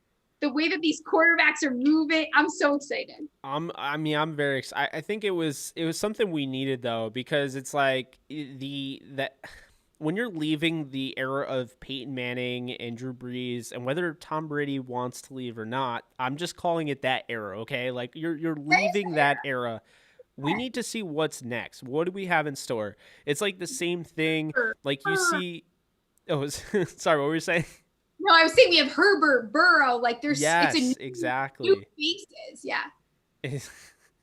It's just like we need to see what's next. Like I'm gonna fanboy here. Like, you've probably seen my Twitter. I'm a big MCU fan. And so it's like you take, they have their phases of like movies and stuff. And so after phase 3, no one's like, "Wow, that was so great." You know what? They can just take the next they could just take the next week off. Like, no. People are like, what comes next? What is Literally, phase 4? yeah. Like, and they're making like I'm not a YouTuber that like goes into all of that. Maybe I should, but like there are people that go into all those theories like, oh, what's gonna be in phase 4? Oh my god, oh my god, oh my god. And that is us with quarterbacks waiting to see what is the next look of the NFL. Who's going to go where? Ooh, Derek Yeah. Carr's not going to stay with the Raiders.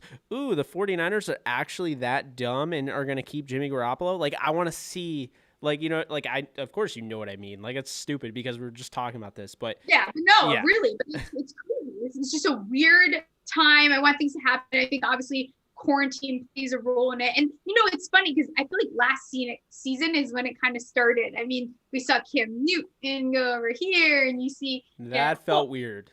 Foles, you see all these. It's slowly lurking, and then I think that really set us up for this situation that we're in now, because now we have a class that's coming in. They're saying that the quarterback skills are fantastic. I mean, but you don't know how it's going to play out in the draft. That's the problem. Where's it going to go? And then you worry too. I always worry, like, is a team like Atlanta. I'm very worried about Atlanta in the draft because of the fact that what if they pick up one of these really great talents and they let him just rot on the bench?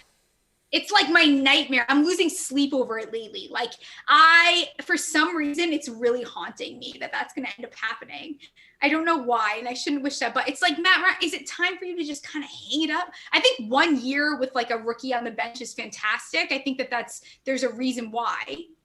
But like, if he stays and just like kills his kids, like Jordan Love right now is getting screwed over there, just like sitting there doing whatever. Like, this happens. I'm so worried about. I hope we do. Yeah. I mean, I worry that Trey Lance is going to get screwed over. That's really what I do. think. Yeah, he's one of in a couple of the drafts I'm doing. I just can't. I think maybe they trade down is like the only scenario that I see that not happening. But if they don't trade down, I mean, it would be impossible as the Falcons front office to not take one of these quarterbacks. Yeah, I mean, I think, okay, and I'll say this is also controversial, but as you know, I don't really care. Yeah, neither of us care. That's why we get along. Yeah.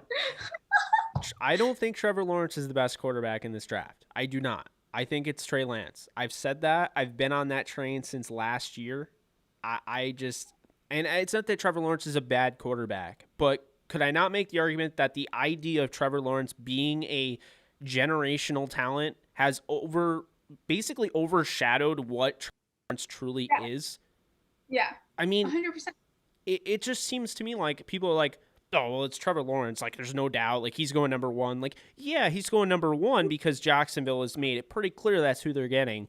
But you guys love doing this, where it's like, oh, this person's going up. And then they're out of generational. How is he generational? Is he better than Andrew Luck? Like, I look at Andrew Luck's film and I'm like, that's a perfect prospect. That he's perfect. Oh yeah, I agree with you. I am not totally bought in. I think that there is a higher chance that he is a bust. I always get worried about these names that get hyped up. I'm the same way about Ja'Marr Chase. I think that there's still like, there's a high risk that some of these guys are literally going to bust so hard and heavy. If you ever need to look up people that have gone in the first round the past 5 years, and you will be like, holy shit, I forgot that person even played football. Like, it's crazy, some of the guys that end up being a bust. But I agree with you. I think that there's some really good talent. I actually think for Alabama quarterback, I actually am a little bit more bought into Mac Jones than any Alabama quarterback in a while. Like, and I which is shocking because I usually don't buy into the Alabama quarterback thing. But I think he's even, I could see the Falcons very much liking him. I know we're jumping all over the place. We tried to keep in whatever we were doing, but it's hard now.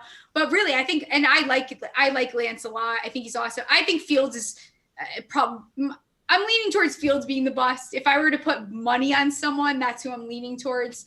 It's It could be it could be anyone. You really have no idea. I mean, even look at the wide receivers last year. This stuff happens where someone has a hot name, and guess what? They come into the league and it's not so hot. Who's your top receiver in this class? So I'm very torn. I'm like getting through my film right now. I think it's very hard for me to not say Smith. I think there's a lot of hate on him because of his weight, and I avoid saying things like this. But the thing with Smith that I'm seeing more than I'm seeing, I mean, I also really like Bateman. I'm very high on him as well. But I think with Smith, what he has that a bunch of them don't have is his football IQ is very, very high. I mean, the way that he plays football, he understands it, like to the point where he can see what's coming, what player, like he can very much see. He reads a situation before it happens. It's crazy. And once you realize that and you start watching their film, you're like, this is insane. The way he's able to read scenarios, his hands are great. He knows how to make plays. I mean, he's a great route runner. I'm high on Devontae Smith. I think there's a reason that he won the Heisman Trophy. I think he deserved it. It's very well deserved. I think that he's fantastic. I think, yeah, sure, his weight sucks. Okay, that's fine. I watched him body player, like 300-pound players. Like, this guy doesn't give a shit because he can get out of the way. It doesn't matter how much you weigh. If you can get, he literally can do, like, the way that he, like, totally yeets these players out of the way is insane. I mean, I don't care. He could be 20 pounds less, and it doesn't matter. He also has an entire offseason. What, he gains 15 pounds and then everyone shuts up? It's insane. His football IQ is one of the highest I've seen is very high. I mean, he plays good ball. I really do like him. I have a pretty high grade on him. He came in at third, though. I have Chase at second, and Jalen Waddle, man. I'm telling you. Too. Yeah, I know. I do really like the way he plays. I would be so happy if the Giants took him. He actually reminds me of a former Giant. He reminds me of Odell Beckham, to be honest with you. Really? I so think Bateman he's so reminds explosive. me of Odell. Bateman reminds me of Odell. I like Bateman a lot. Damn, but there's like 7 receivers that could go in the first round. Yeah, but the thing is, too, the second round receivers are also very good. Yeah. Like, it's a very weird class where, I mean, there's like 20, you could say 20 from what I've like started to, there's like 20 wide receivers in this class that can be good in the NFL. Oh, totally. Depending on the scenario. So it's very interesting. I think we'll see more busts at the wide receiver class than we probably will at quarterback this season, because I think a lot of these guys have really good setups and in the scenarios that they're in. But some of these guys are really good. I mean, they're ready to really play tomorrow is the thing. A lot of these guys look like they're playing NFL football, and it's been a while since I've been able to say that. I mean, probably dating back to around Odell's class, maybe like a little bit farther even, where these guys are ready to come in and just rock shit. I really, there are some guys that really stand out to me that, went to big schools, but like, I just don't feel like they get like the top credit that they deserve. Like a guy like Nico Collins coming out of Michigan. Yes. Wait, there's another one today. I didn't get to look at his film, but I saw a couple clips of him. I'm going to pull his name up. Who's it? Like Jalen Darden, I think. Oh, he's good. He's really good. He's so really I'm like, good. Yes, I saw a couple clips of him today. I started watching a little. Yeah, it's Jalen Darden. It's definitely Jalen Darden. He's really good. I mean, he's another one that's like super, like this is a guy that's super can just come in. I think he looks like he's playing NFL football. And that's what like caught my eye. I saw one clip of him like, this is something else. This is like crazy. And I kind of felt this way about someone that didn't end up, I felt this way about Benjamin Victor last year. Ooh, I remember him. Yeah. Yeah, I love him. Honestly, everyone keep an eye on him, stash him in leagues if you can, because the Ravens took him from the Giants. Like, that's interesting. Like a month ago. The Ravens are a team and Lamar is a quarterback that if Benjamin Victor ends up getting a shot, he reminds me of Plaxico Burress. Like, I think that they are literally the same player. It's bizarre. And besides for their weight, they have identical combine stat, everything. But he is someone that kind of went under the radar or whatever, didn't get looked at, and they picked up very late in, but he looks awesome. Yeah, Darden is like a rocket. I mean, He doesn't play Yeah, the same position, but he reminds me of Tariq Cohen, a guy that comes from a smaller school. You won't see it coming, but when he's in the NFL, like he'll be like, he's not going to be like a superstar, but he'll be like a star. Like people know him, people talk about him, people pick him up in FanDuel, and he's not available in Dynasty because he's yeah, pretty stashed on a roster. But right. yeah, he's somebody I definitely see having a role. I mean, like I feel like the way people talk about Darnell Mooney, I feel like Darden can be better than Mooney. Yes, I agree. And I think these players like Mooney, these are players that have longevity in the league because they are not players that get abused because they're playing so much and they're getting all the targets and they're getting all the hits. But these are guys that end up playing. They have really long careers. They have careers like Larry Fitzgerald, like you're in the league for 75 years and then eventually you just retire because it's time to retire. But they're still going to be great. They can still be fantastic NFL players. Yeah, I agree with you. So going back, so I said Nico Collins, and the other guy I was going to bring up, the running back, which I've always been a fan of his, but I felt like he was held back. Trey Sermon. I look at him, and when he gets out in the open field, I see I'm not saying he's 100% this guy, but I see flashes of Todd Gurley at Georgia. Yes, I don't disagree with you. I don't think that's a horrible take, actually. I haven't watched his film yet, though. He's like on my list. I just keep a list of like players I need to watch. Yeah. So like keep watching. Do you have like a spreadsheet and everything? Do you have like a database? No, I don't. I can't. Admittedly, I don't do Excel. Like I basically for years, like even since high school, would just say, "I'll do your notes, your homework if you do my Excel." Like I can't work Excel. It's just not my thing.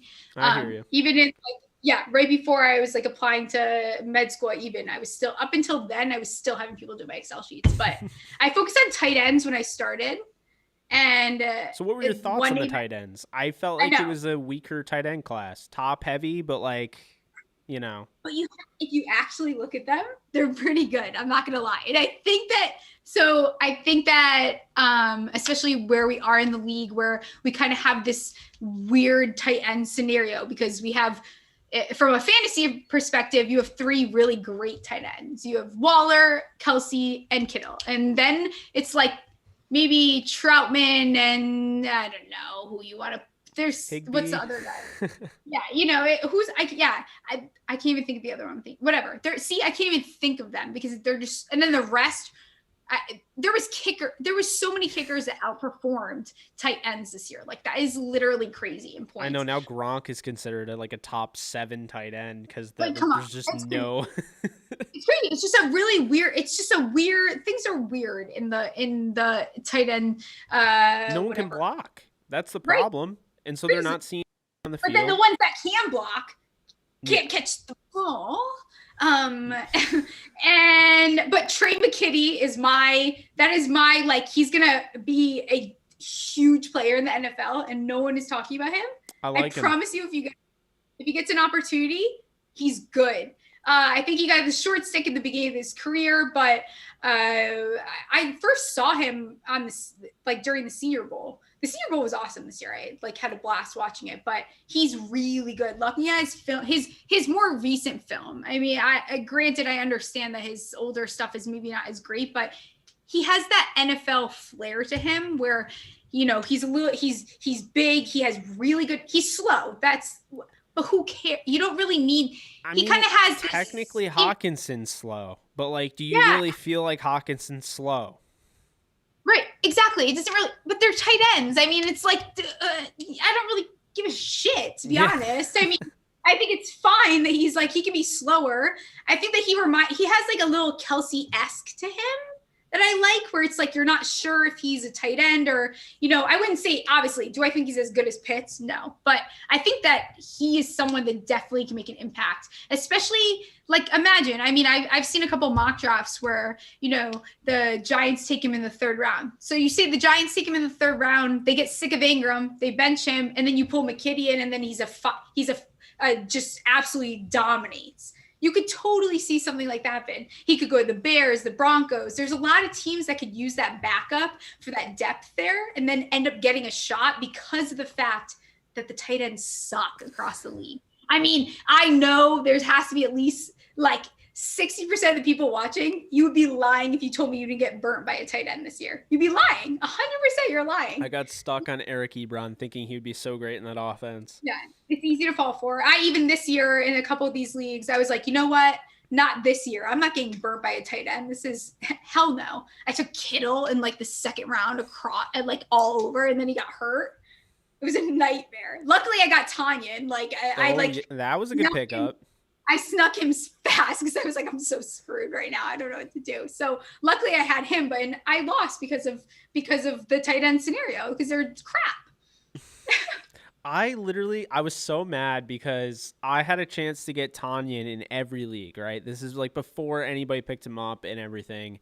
And I remember like the moment I was like, I'm setting this time aside, I'm going to do it. And I was on lunch. And then I remember I got like a call for work. I had to like clock back in because someone was like leaving early or whatever. I don't know. But I lost my train of thought and I went back and got Tanyan. So every single league that I could have had Tanyan in, I didn't have Tanyan. But you bet your ass I had Kittle, I had Higbee, I had Ebron, so two of which were hurt, and the other one was just so touchdown dependent and would drop touchdowns like crazy. It was like, you couldn't win, right. Right. No, absolutely. I mean, it was just a weird year, especially if you're like someone that's diehard fantasy and you don't get too high into like the actual football aspect of it. It's like, there's literally like 4 tight ends that are, even just now, I'm like, I do these sleeper leagues with like the sleeper wire that I do the beat writer interviews with. And I've been dropping like a bunch of leagues to open up, and we just did our first draft. I took Kelsey in the first round, and no one can argue with me because I don't care. I mean, in these 1 QB, like, hell no. I'm not going to be in a situation where it's the 5th round and my options are what? Hunter Henry and like, no, we're not playing that game. I mean, I'm good on that, especially when you don't know it's where bad. like, He's the top free agent available. Jonnu Smith, like those are what your options are for me? No, I think that I'm going to just this time around, it's going to be first round Kelsey, shut up. I don't care. Obviously, and I can't say no. I'm like, now I'm addicted, very much so. And I traded up to get Waller. I'm not going to wait around to like not have a tight end. I think that's a huge mistake. Yeah. Like there's no way I could wait. And some of these wide receivers and running backs are very much productive, more than people think they are. It's just that they're not a hot name. Okay, well, there's hot names for tight ends, and that's it. Like, those are the tight ends, and you don't have anyone else to really pick from, especially with Ingram being nothing. I mean, you've seen it across the league. It's crazy. I know. I mean, like, I remember when everyone was like, "Oh, Tyler Eifert, he's gonna take over." Like, he's got the Gronk, like that whole, like, the brace on his elbow, and like everyone's like, "Oh yeah, he's gonna take." When has Tyler Eifert ever been better than average? Who is Tyler Eifert? I don't know if you're being serious or not. No, I'm kidding. No, but really, and it's crazy to think like. What did Gronk finish? Like, what tight end did he finish as this year? I think it was 7th. Guys, listen, I graduated college in 2015. Gronk was graduated in 2007 from University of Arizona. Like, this is not a spring chicken. Like, this guy is old. He, like, had tons of surgeries during and before he even entered the NFL. He retired and came out of retirement and is the tight end 7? Come on. That's pathetic. I'm sorry. You guys are pathetic. The tight ends are pathetic. They should be ashamed of themselves. It's so bad. And then all of a sudden, everyone wants to make Kyle Pitts a wide receiver. I'm like, you're going to literally just, like, the position is just going to die. Like, just get rid of the tight end position. If Kyle Pitts is going to be a receiver, then we're not going to get another good tight end. And then eventually Kittle's just going to be like, you know what? I'm not even gonna play tight end anymore. I'd rather play half H back. I'd rather be a fullback. Like I'm not really a tight end anyway, so forget it. Fine. Ingram's like everyone thinks that I should have been a wide receiver, and yeah, I can't catch the ball, but maybe they'll give me a second chance this way. But really, it's crazy. The tight end situation's awful, and even like in free agency, like you don't have an abundance of options. Yeah, it's so bad. But there are some really good. There's another tight end. I can't think of his name right now because the claws are hitting me. But from Ole Miss, but I obviously have PTSD from Ole Miss, so I won't touch. Oh, Yabata, Oh yeah, I don't know how to pronounce his Yadaboa. name. How do you say it? I'm sure someone in the chat is like correcting me, but yeah, he's good too. I watched his film. I just started that like yesterday, but I had to take a break because like I think I'm doing it. I think I'm watching too much film to the point where I'm like starting to forget like players' names. I don't know what's I going like on. Brevin Jordan a lot. Yes, him too. So those are my other. So those are the other two. So Brevin Jordan, Yabad. I always say it wrong. McKitty and Pitts are like some names to really look at. But I think there's more options. I think we're going to have some really breakout tight ends. I think the same situation might happen for the running backs. I've been staying away from the running back film. It just seems like a headache. But just because everyone on Twitter says that the tight end class sucks, it does not mean that the tight end class sucks. This happens every year, and then you see it being like the best class that we've had. So I don't buy into any of it. That's what I've learned. I don't trust anyone. Ever since Darnold sucked, I don't trust anyone. Like, I'm done with the rookies. They stress me out. I feel like going back to like you were talking about Mac Jones a while ago, and I forgot what I was going to say. I'm going to say it. He reminds me of Darnold. Like, I feel like he throws the same way as Darnold. He has like the same, everything about him just reminds me of Darnold. I think he'll be solid. I'm actually higher. I have the big four, in the order that I have it. I have Lance 1, Lawrence 2, Wilson 3, and Fields 4. Fifth, though, I have Davis Mills from Stanford. I'm a sucker for Stanford quarterbacks, super intelligent quarterbacks, and I feel like Davis Mills is like the perfect guy if you want to bring in somebody to potentially turn into like a Ryan Tannehill, like the way he's playing with the Titans.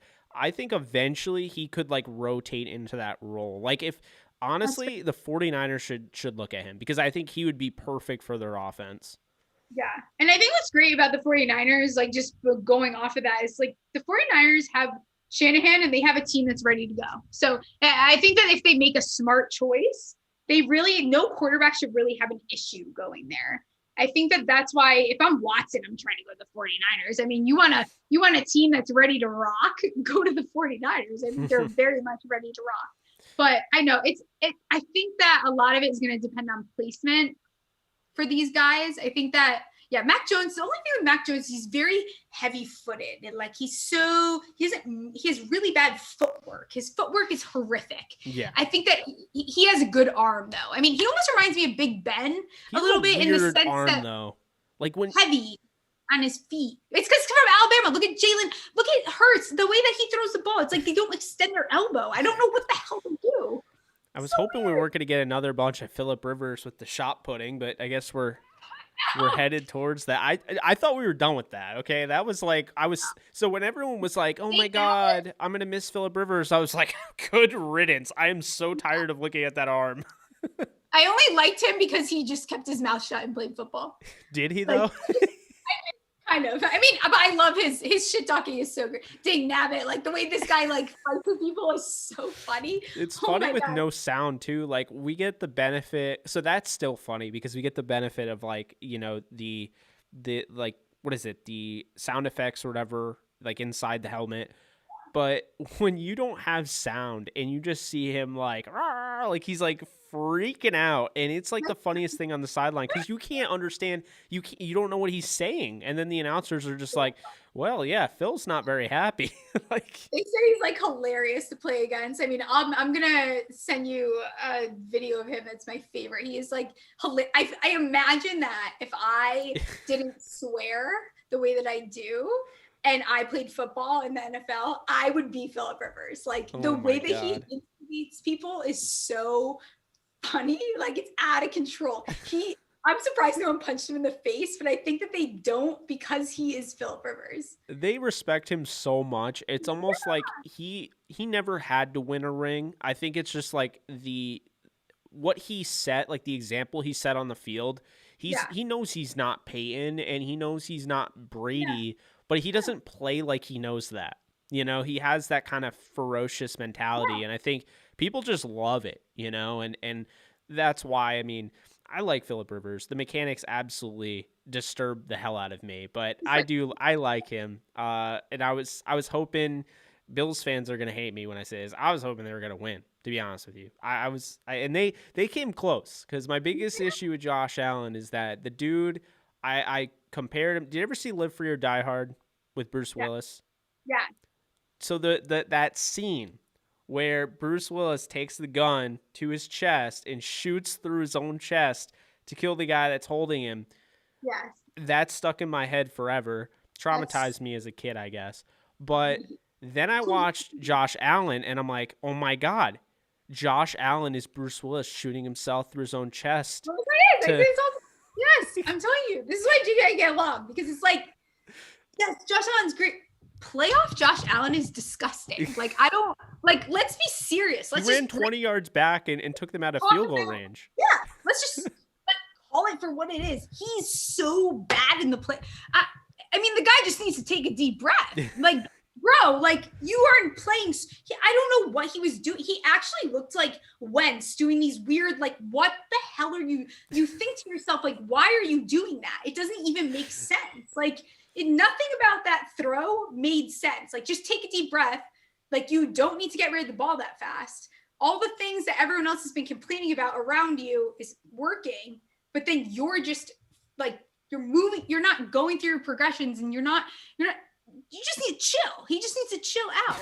So I think that if they can figure out a way to, you know what, they might be another team that turns into the Cardinals and the Seahawks, or you get stuck in this land of purgatory and you just kind of chill there. I mean, he was one win away from a Super Bowl, and he took a 40-yard sack, which I've never seen my entire life. Yeah, I know. It's because, like, I don't know who playoff Allen is. Like, and that's what it comes down to. That's why everyone wants to hate. Eli Manning won a Super Bowl off his worst season of football. It's his worst season ever. You can play the best season ever, and then you go, and it doesn't matter, because the playoffs are that's a whole other animal. I mean, that's why Tampa won, because they know how to win. Those guys know how to win. Yeah. And that coaching staff is just, I mean, it's next level from top to bottom. And I just laugh at some of these executives. I mean, they're literally so dumb, because they look at, Todd Bowles, he had a really good defense. He did such a great job, but we're not going to hire you. Oh, Byron Leftwich, you're also young to top it off, the fact how great of, and literally, like, when Bruce Arians came out, and I already expected this, but Bruce Arians came out and he basically made it as clear as day. Byron Leftwich runs the show. He is the offensive coordinator, but he calls all the plays. When he said that, I was just like, and no one wants to hire this guy. Yeah, it doesn't matter. Nothing makes sense. It's all, and then we're turning to this like league where it's all politics now. You know, it's like the Texans are the perfect example of that, where it turns into a business, and then guess what happens? You screw yourself and you ruin your franchise. Boom, that's it. That's what the Texans are. It's like the second it turns into a business transaction, and it's that less of hiring was also horrible too. Yeah, it's horrible, absolutely horrible. David and I mean, Culley, who? Guy, the Ravens receiver coach? You mean the same Ravens that can't find a receiver to develop? That's who you're gonna, like, really? That is where you're going with that? Wait, that's so accurate. I didn't even think of that. But really, like, what are you doing? There's no thought process there. And I think that we moved on from whatever. I'm going to use the word era again. I can't wait to count how many times I say it. But an era of people like payment, like where people like stay on a team because you fully commit to. If you ever told me that Russell Wilson would say he wants a trade, or even this would be a rumor, it's because they can do it now.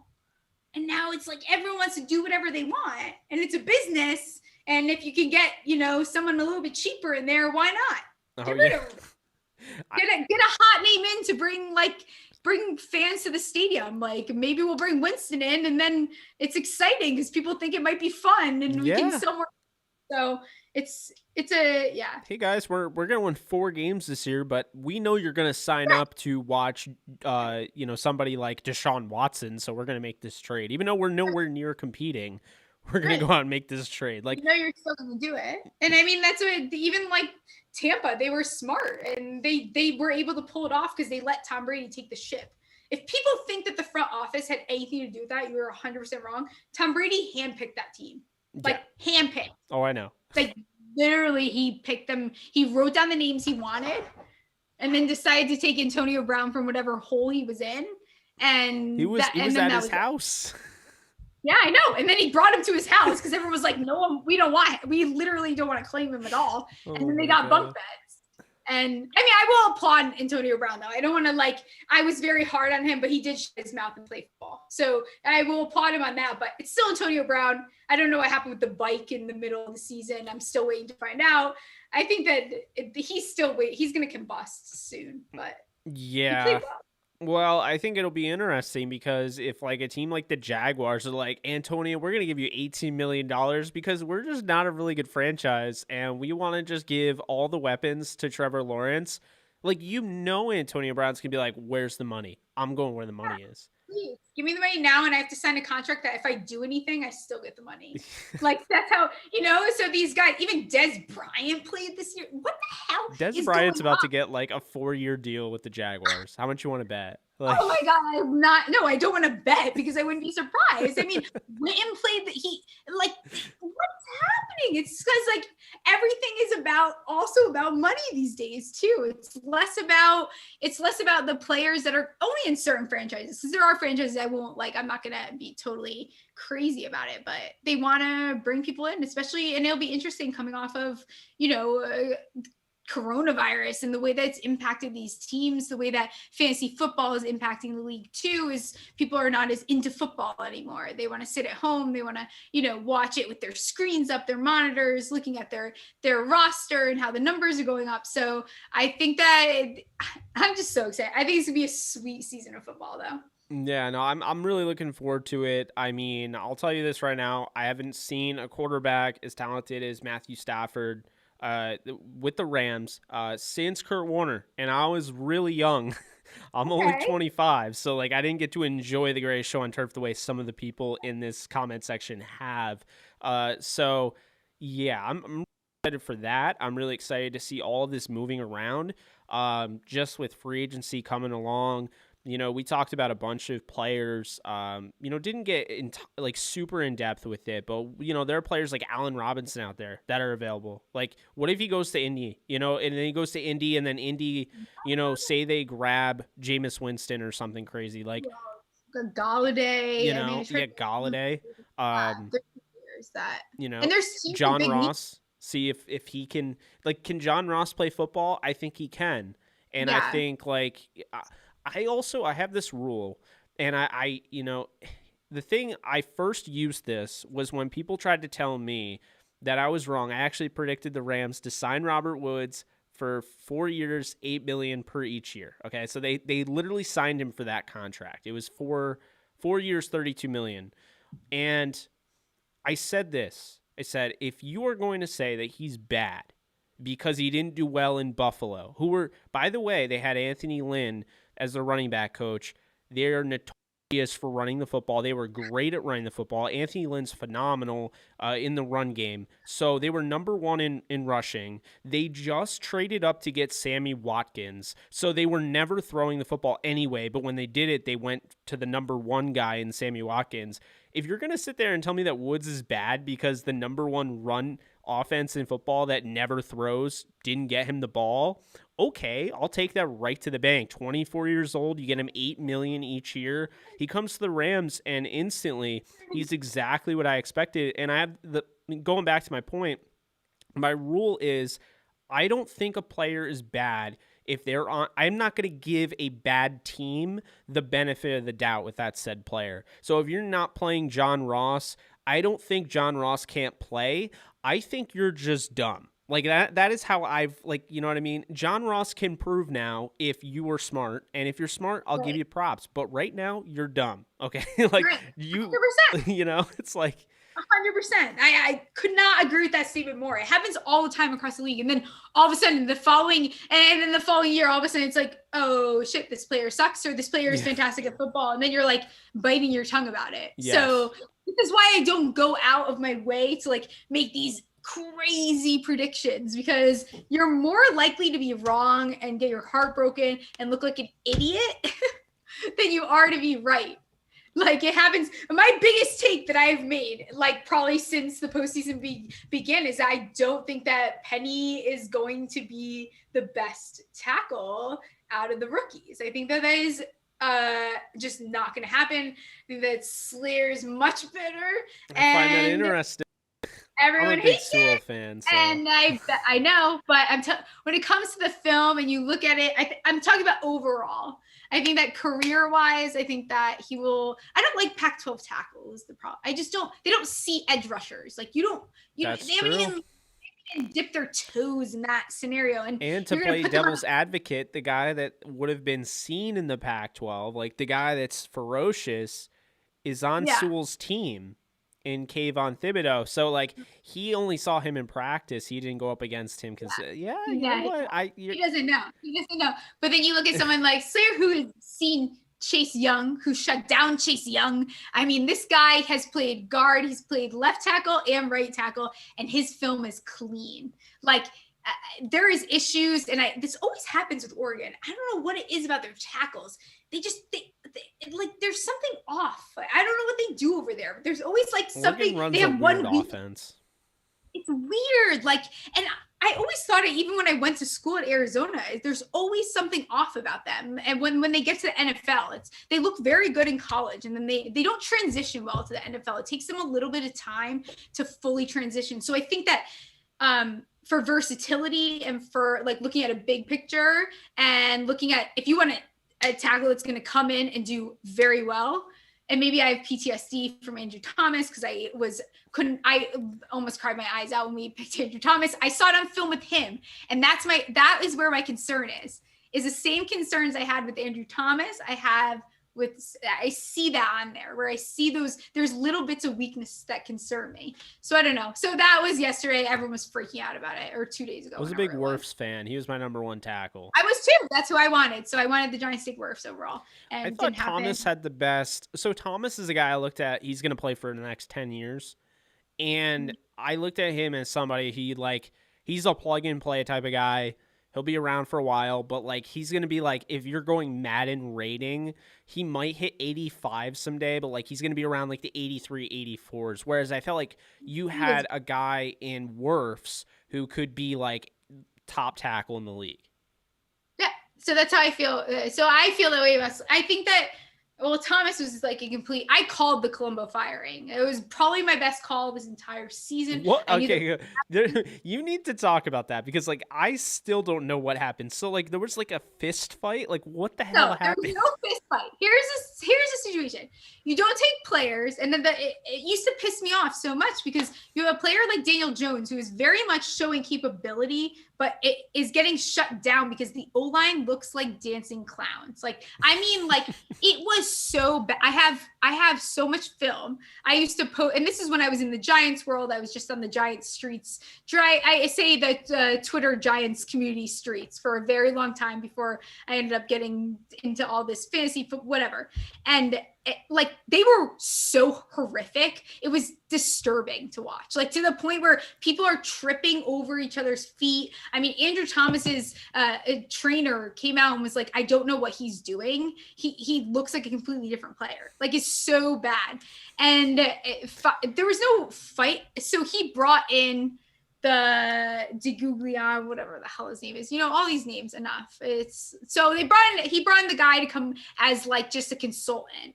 And I guess Colombo, who is a total prick, and I'm blocked on Twitter by him, but got like very offended by it. And I guess like there was a huge like argument about it, whatever. And he was like, okay, beat it then. So now Colombo's gone. Colombo will never get another job. Colombo is not that good of a coach. He was like trying to be everyone's buddy. I saw that and I was like, so he was horrible, and Judge was literally like, you're bad, but like, we're going to bring in help and we're not going to fire you. Like, you should be thanking Judge, because like, I agree. I still cannot believe that happened. Like, I'm like sitting there, I'm thinking, when I read that, first off, the report initially was that there was like fist fights. Okay, so I was laughing. They were like so dramatic about it too. And the guy that came out, and the thing is, like, Colombo literally made these players so much worse to the point where the next week there was a very obvious difference. Like, because it didn't make sense to me. You have players like Hernandez, and I want to vomit. How is Hernandez not like a top guard in the league? Like, I loved him, and I don't know.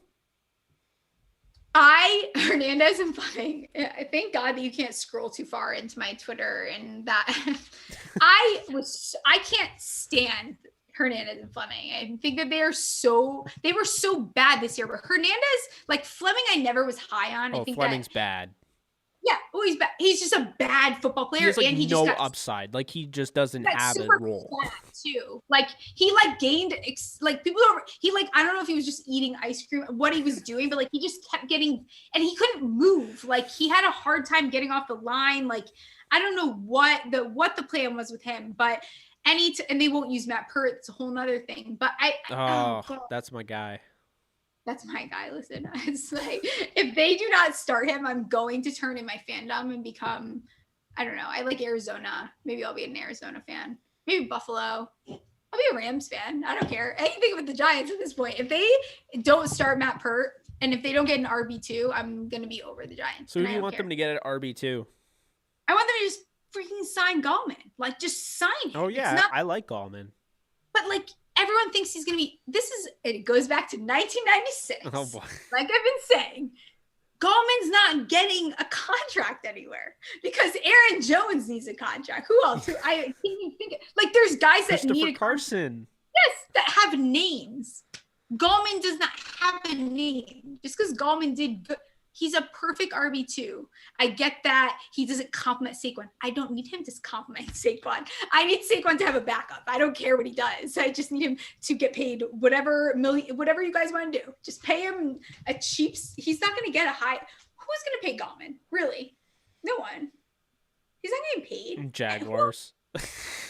I mean, yeah, okay. Get out of here. Like, go away. Yeah, okay. I mean, but I think that even like Gallman, the end of the season, he had this high peak, and then he kind of finished less strong. So teams will be skeptical of him a little bit. But Saquon needs a backup. If you don't back up Saquon, it's done.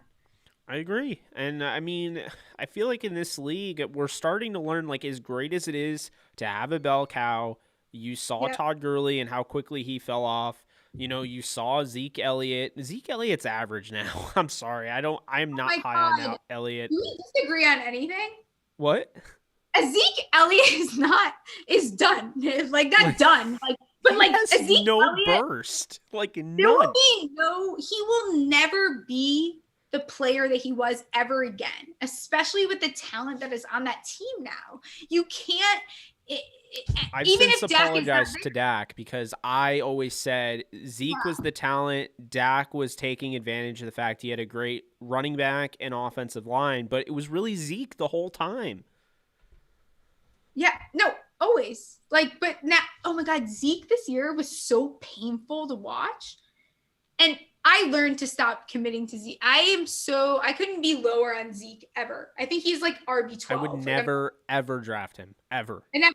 I also stay away from Cowboys players in general. I don't trust teams like the Cowboys, like the Eagles. There's teams that I just straight up don't trust. And yes, NFC East, I get it. I can think of teams outside of NFC East. I don't trust anything. I have this rule. I don't trust anything that Mike McCarthy is part of. Okay. Like, I don't go near it. And he touches, dies. And Jason Garrett, but I'm going to waive that in our league because I'm going to be taking Saquon #1 and not Christian McCaffrey because I don't think I don't worry about Saquon's injuries. I worry more so about Christian McCaffrey. I think that's something that isn't said enough. He plays through these injuries constantly. Yeah. Saquon had the big, like, eye-opening, like, ACL tear, I believe it was. Like, and I get that. And I saw your video about why he is not injury prone, and I thought it was spot on. It was great. Yeah. But Christian McCaffrey, I think there's a legit issue with him, and I say that because he was used so early on in his career to be like the everything guy. Like, he's not Yeah. Zeke Elliott and having 400 carries. He's his own guy because he'll get over 400 touches. And honestly, I'd argue you're more likely like to not get hurt just running it up the gut the way Elliott does than you are being put in all these different positions, having ankle flexion and, turning and torquing and all of that, the way he catches passes out of the backfield and everything, you're way more likely to get hurt that way. And so I just look at the way Christian McCaffrey's used, and I'm like, I won't be surprised if he hits a brick wall in like 4 years. Yeah. And my thing is too with injuries, and I always see this, is I don't like sketchy injuries. That's what I call it. Because we don't, players the two players, I can think of three players, like when you don't really hear much. So Christian McCaffrey, Galladay, and maybe Julio Jones, you don't hear a lot about. If I can't find information on their injuries, or they go to practice and then it's another injury, or they're supposed to come back and then something happens, and that's the stuff I don't like. I like clear-cut injuries. What the hell happened? It shouldn't be that hard. What's the diagnosis? What's the recovery time period? So I always stay clear of that. And I obviously, do players like CMC and Galladay have an opportunity to obviously be just as good, if not better, than when they last played? Absolutely. But I'm more concerned about players like that than players like Burrow or players like Saquon. These are players that you literally know what happened. They told you, OBJ, they told you exactly what happened. Patrick Mahomes, they got surgery, period. That's it. There's nothing to talk about. Yeah. And we know what's going to happen. They're young. They're going to be fine. And I think that it's concerning. I mean, how do you fully commit to a player that you don't 100% know their injury? And the ACL things are never as complicated as everyone thinks. A lot of players come back from those injuries. I know the sports medicine is advanced so far. It's like, I honestly, I shouldn't be, but I laugh when people are like, he's done. Like, okay, did you not just see Adrian Peterson the year after? Literally. I think Saquon's going to have that type of year, by the way. I think this will be I think that Saquon will probably have his career high year. I am very high. I 100% think that he has full He also, I mean, not to get too into it, and I know we've probably been on for the 2.5 hours at this point. We just hit 2 hours. But yeah, I think Saquon, I mean, what they did with him that they didn't do in the past is they did a pre-rehab, which they don't normally do. So he basically, his MCL completely healed on its own. That's insane. That never happens. And then his meniscus, he didn't have to have removed. A lot of players that have this injury have to have the meniscus completely removed. It happens all the time. If they don't, then 3 years later, they have to end up having it removed. It happened to Adrian Peterson. But he's someone that's in a very good scenario. So, I mean, I'm predicting him to be fully back to baseline by end of July. I love that. I mean, I'm excited for him, and I'm, it bummed me out because if they had him, the Giants make the playoffs. I mean, it doesn't matter if it was 7-9 or not. They were making the playoffs, and I actually at one point I casted my vote early on for Joe Judge as coach of the year. I felt like what he was able to do with just nothing going right his first year, losing the star. And let's be honest here, Saquon is the way Todd Gurley was in 2017-18 for the LA Rams. He was the engine of that offense. And so I think it put unnecessary pressure on Daniel Jones with a bad offensive line to boot. Their defense, though, was awesome. And I don't know when Graham is going to get a coaching job, but I know they're not in any hurry to lose it. Well, they didn't. I mean, he had head coaching interviews and he turned them down to sign he extended his contract. I think that's part of, buying into the system. I think of teams like the Bills, even the Dolphins a little bit too, and the Giants. When you start building a culture and players want to play there, that's something that I admired about. This is why I loved football growing up. Is you see teams like the New York Giants who have Brandon Jacobs and OC. You have these are guys that want to play, and to have, Patrick Graham turn down coaching interviews. You have Logan Ryan signing a contract when he definitely could have. I mean, his contract was weak. What he re-signed was because he wanted to be there. Blake Martinez is tweeting out, "I want to be a Giant for life." I mean, no one was tweeting that when OBJ was on the team. Okay, like literally no one. So I think that stuff matters too, because then you have prospects that want to go there. Yeah. It's like you have free agents that want to go there. So that stuff's little. And I think Joe Judge is there to. He said from the beginning, I don't care if we lose. I don't care what the record is this season. It's about rebuilding. So I think if the Giants do not win at least 8 to 9 games next season, then I'm not high on Joe Judge, but I will 100% believe in him if he continues to move up the way he did. Because, I mean, we're looking at last season, they literally had the 30th worst defense. It's the 9th defense in the league now. And even like the offense, yeah, it sucks, but you also didn't have Saquon. So imagine having Saquon on that team. I think it would make a big difference. Oh, absolutely. And I mean, they dealt with all sorts of injuries. I mean, I feel like, Shepard, Tate, I mean, those are key guys. And I mean, I don't know. I think the Giants are a dark horse next year, to be honest with you. I think people will see Saquon, like this whole, I don't know where you stand on this. I don't feel like you stand on the whole running backs don't matter approach, because like everyone's like, running backs don't pay running backs don't matter, yada, yada. But I'm like, when you have a guy like Saquon and you have a guy like Gurley, when he was Gurley, Alvin Kamara, like, you find your way. You try your damnedest to keep them around, because they are your engine of the offense. They are the thing that makes everything move, and they're the straw that stirs the drink, as Reggie Jackson would say. But when you're just let one of them go, it's like, okay, they'll go to another team and do that, and then you're going to be, in this purgatory, this running back purgatory, where you're like, oh yeah, we'll draft this, this scat back, and we'll make him, he'll run for 500 yards, and that's good, right? It's like, I don't. Yeah. Well, we're turning where it used to be a league that like running backs were amazing. I mean, this is like something that was a prized possession, and now it's turning to a very, it's a passing league, and that's the hot commodity. And you're seeing these teams that are a little bit more old school, that are not, they need to catch up. It's like, you got to catch up a little bit. Like, you need to be a passing team. Totally agree. Passing. That's what we are. It's just it's the new wave. But I think that something I've noticed too is having a team that has a strong RB1 and a strong RB2. That is how you really, that's how you optimize your offense. You need both of them. When you only have one RB that you can count on, that's where problems happen, because we see these RBs keep getting hurt. And there's a reason why, because that position is very injury friendly. And without the support there, without someone that's taking the targets away so that they're not winning, not playing every single snap. I mean, you can't rely on one player. These bad teams get one good player, and then they just abuse them until they're awful. No, I agree with you. That's one thing I really like about having, with the Rams, they have Cam Akers and Darrell Henderson. I think people are really quick to, just kind of throw Darrell Henderson in the trash and say, like, he's just a guy. Like, I think, he was my number one running back the year he came out.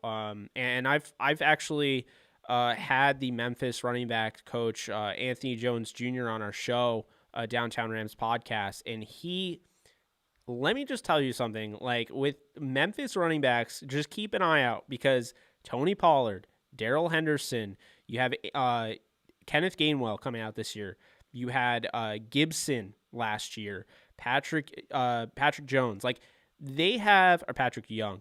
They have so many guys, and I just feel like he's doing a tremendous job. They're a running back factory.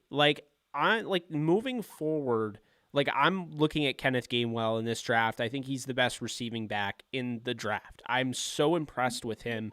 But I just think, like, the apple doesn't fall far from the tree. And when you have a coach like that, it's the same thing I felt the year, like, Colorado had all those corners. I'm like, I don't know who he is, but that cornerback coach knows what he's doing with, You know the thing that I think that about is, watch out for like ASU's something's happening at ASU. Like I was watching the Senior Bowl and like these defensive players that are coming in from we're gonna slowly see ASU. I think whatever is happening over there is very something to watch out for. I think they're starting to make a name for themselves. I even like every single player that was in the Senior Bowl from ASU.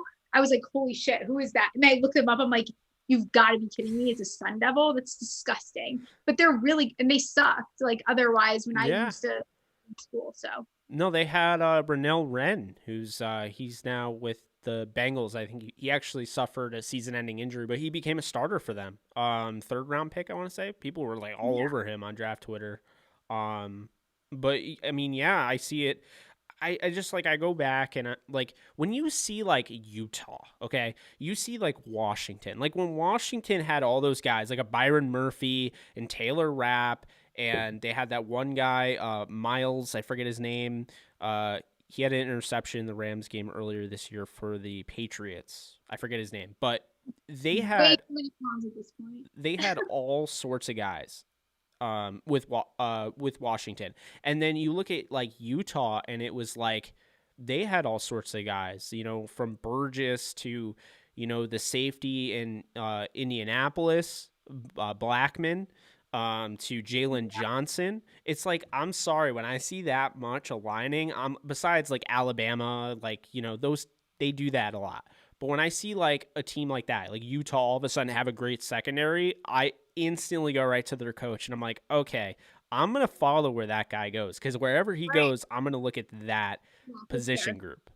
I think that's it's something like I've been more keen on, but the one that really pointed out to me was the quote-unquote running back factory at Memphis, because at Memphis, I like Memphis. When I think of Memphis, first off, I'm a Kansas Jayhawk fan, so I think of the national title game when Kansas beat them, one, and two, being a Rams fan, I think of Isaac Bruce because Bruce went there. I don't ever really think about Memphis football, and then like Paxton Lynch came out of like nowhere and he was bad.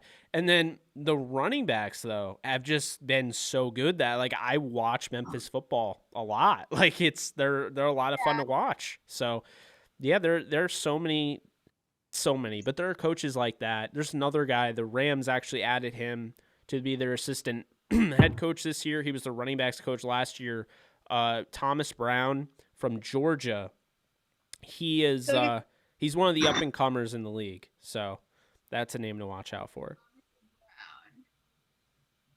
Okay. But I feel like I heard someone talking about him the other day, but I don't remember.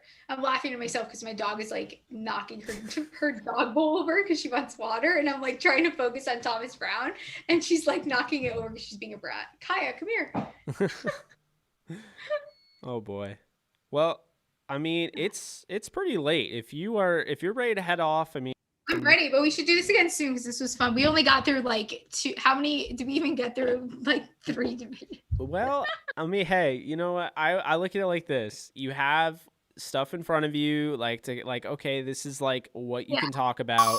But when you get, you know, more conversation, and you get the conversation out of that said plan, I think it works out. Yeah. I mean, I wasn't like so like we didn't have to stick to that, you know. I was just it was fun. I prefer round table type stuff. That's why it's like more my vibe than like to follow a show sheet to the T. I'm not a show sheet guy. I make it so I don't like, you know. But I get on, I'm like, what are we talking about? It makes me feel crazy. I'm like, I'm sorry, I didn't get a chance to look at it. No, I'm Mr. like random reference. So like when you brought up stuff from like 2007, I'm like, oh, that's literally me. Like, how can I? It's just I'd rather just have a conversation. Than exactly. I mean, we're not an ESPN, you know. I don't have to sit there with like my papers and.